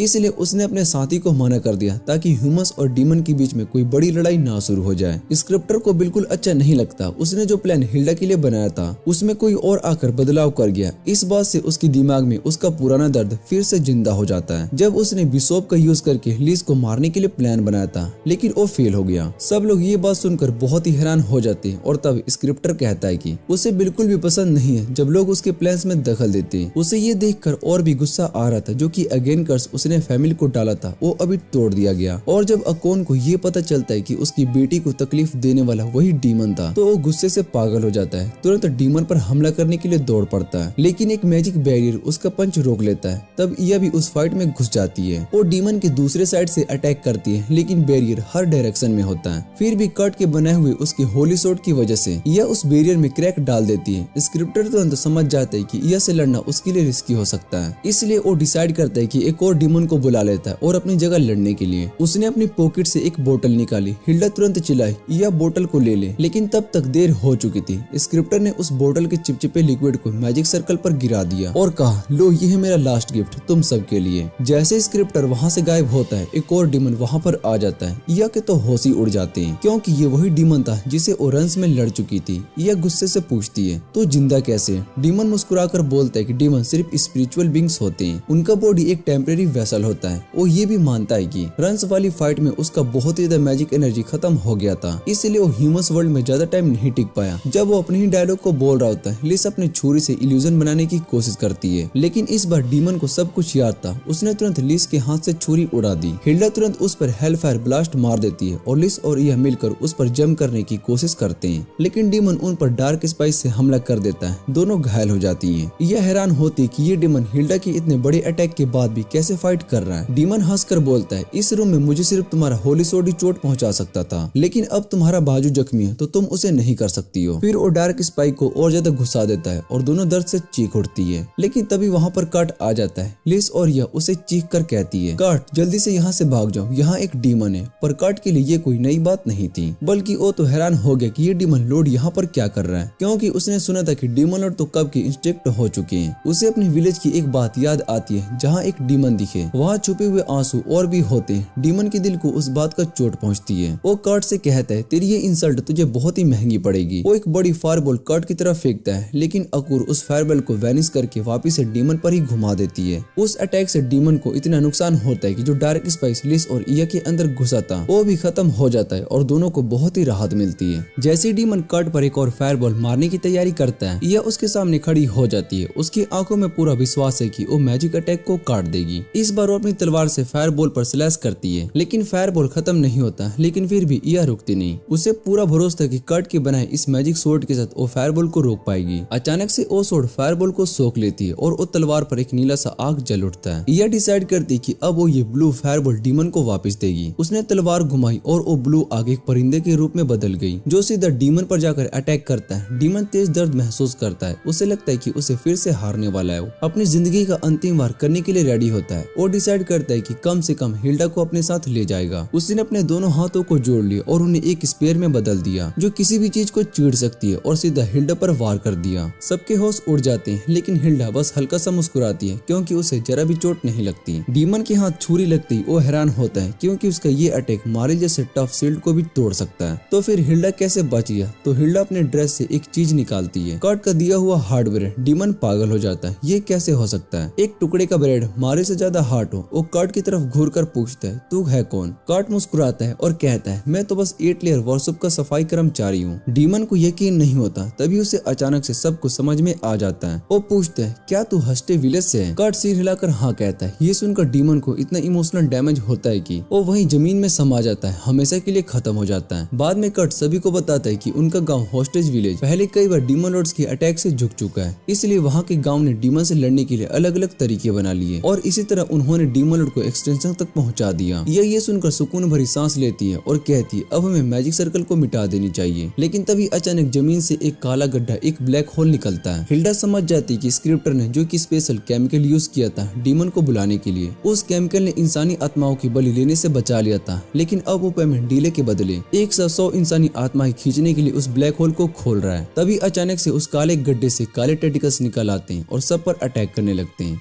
हिल्डा सभी को वार्न करती है कि इन्हें रोकना बेकार है, क्योंकि ये तब तक अटैक करते रहेंगे जब तक कि 100 इंसानी आत्माएं नहीं मिल जाती। लेकिन तभी टेक होम का असिस्टेंट वहां पर आ जाता है, हाथों में कट के बनाए हुए स्टफ्ड बंस लेकर। काले टेंट का सीधा उसकी तरफ भागते हैं, लेकिन असिस्टेंट पर अटैक नहीं करते, बल्कि उसके हाथ के बंस को खाने लगते हैं। जैसे ही टेंटकल्स ने सारे बंस को खा लिए, वो गड्ढा और मैजिक सर्कल दोनों एकदम से गायब हो जाता है। सब लोग बहुत ही हैरान हो जाते हैं कि ये सब क्या हो रहा है। तब सच का पता चलता है कि ये असिस्टेंट असल में बंडाने के लिए काम करता था। वो शैडी मेंबर जो कि पहले कट की पार्टी में थी, और उसने असिस्टेंट से पहले ही बता दिया था कि स्टफेड बंस असली में फूड के लिए नहीं बल्कि ह्यूमन सेक्रीफाइस के बदले में बनाए गए थे। लेकिन ऐसे बंस बनाना हर किसी की बस की बात नहीं थी। सिर्फ कट जैसे लोग ही ऐसे बंस बना सकते हैं जिन्हें एक इंसानी आत्मा के बराबर समझा जाए। इसका मतलब कट चाहे तो जितने चाहे बंस बना सकता है और जितने चाहे डीमंस को बुला सकता है बिना किसी इंसानी बलि के। बाद में असिस्टेंट बडाना को रिपोर्ट देता है कि टेक होम ने पूरी सिटी के फैमिली के बचाने की खबर फैला दी है, जिसके बाद पूरी सिटी में सेलिब्रेशन सेशन शुरू हो गया है। हिल्डा को मिको ने पूछा, टच किया और फिर क्लीन शीट देकर घर भेज दिया। बर्डाना ये सुनकर खुश होती है और वो सोचती कि उसके मास्टर ने बिल्कुल सही किया था, कर्ट और अकूर को बाहर की दुनिया से बचाने का ऑर्डर देकर। इसके बाद कर्ट को अकून की तरफ से नाइट का टाइटल दिया जाता है, लेकिन कर्ट सोचता है कि उसने तो कुछ खास किया ही नहीं इसके लिए। 8 लेयर के सभी लोग को प्रमोशन मिलता है क्योंकि लिस ने अपनी पावर का पूरा यूज किया था। अब वो श्योर है कि किसी भी नॉर्मल इतनी हिम्मत नहीं होगी कि उसके साथ पंगा ले। इसी बीच हिल्डा अपने घर जा रही होती है। उसके हाथ में एक और चमन फ्लावर होता है जो कर्ट ने उसे गिफ्ट दिया था गुड बाय के लिए। ये उनके गांव की पुरानी रियावत होती है।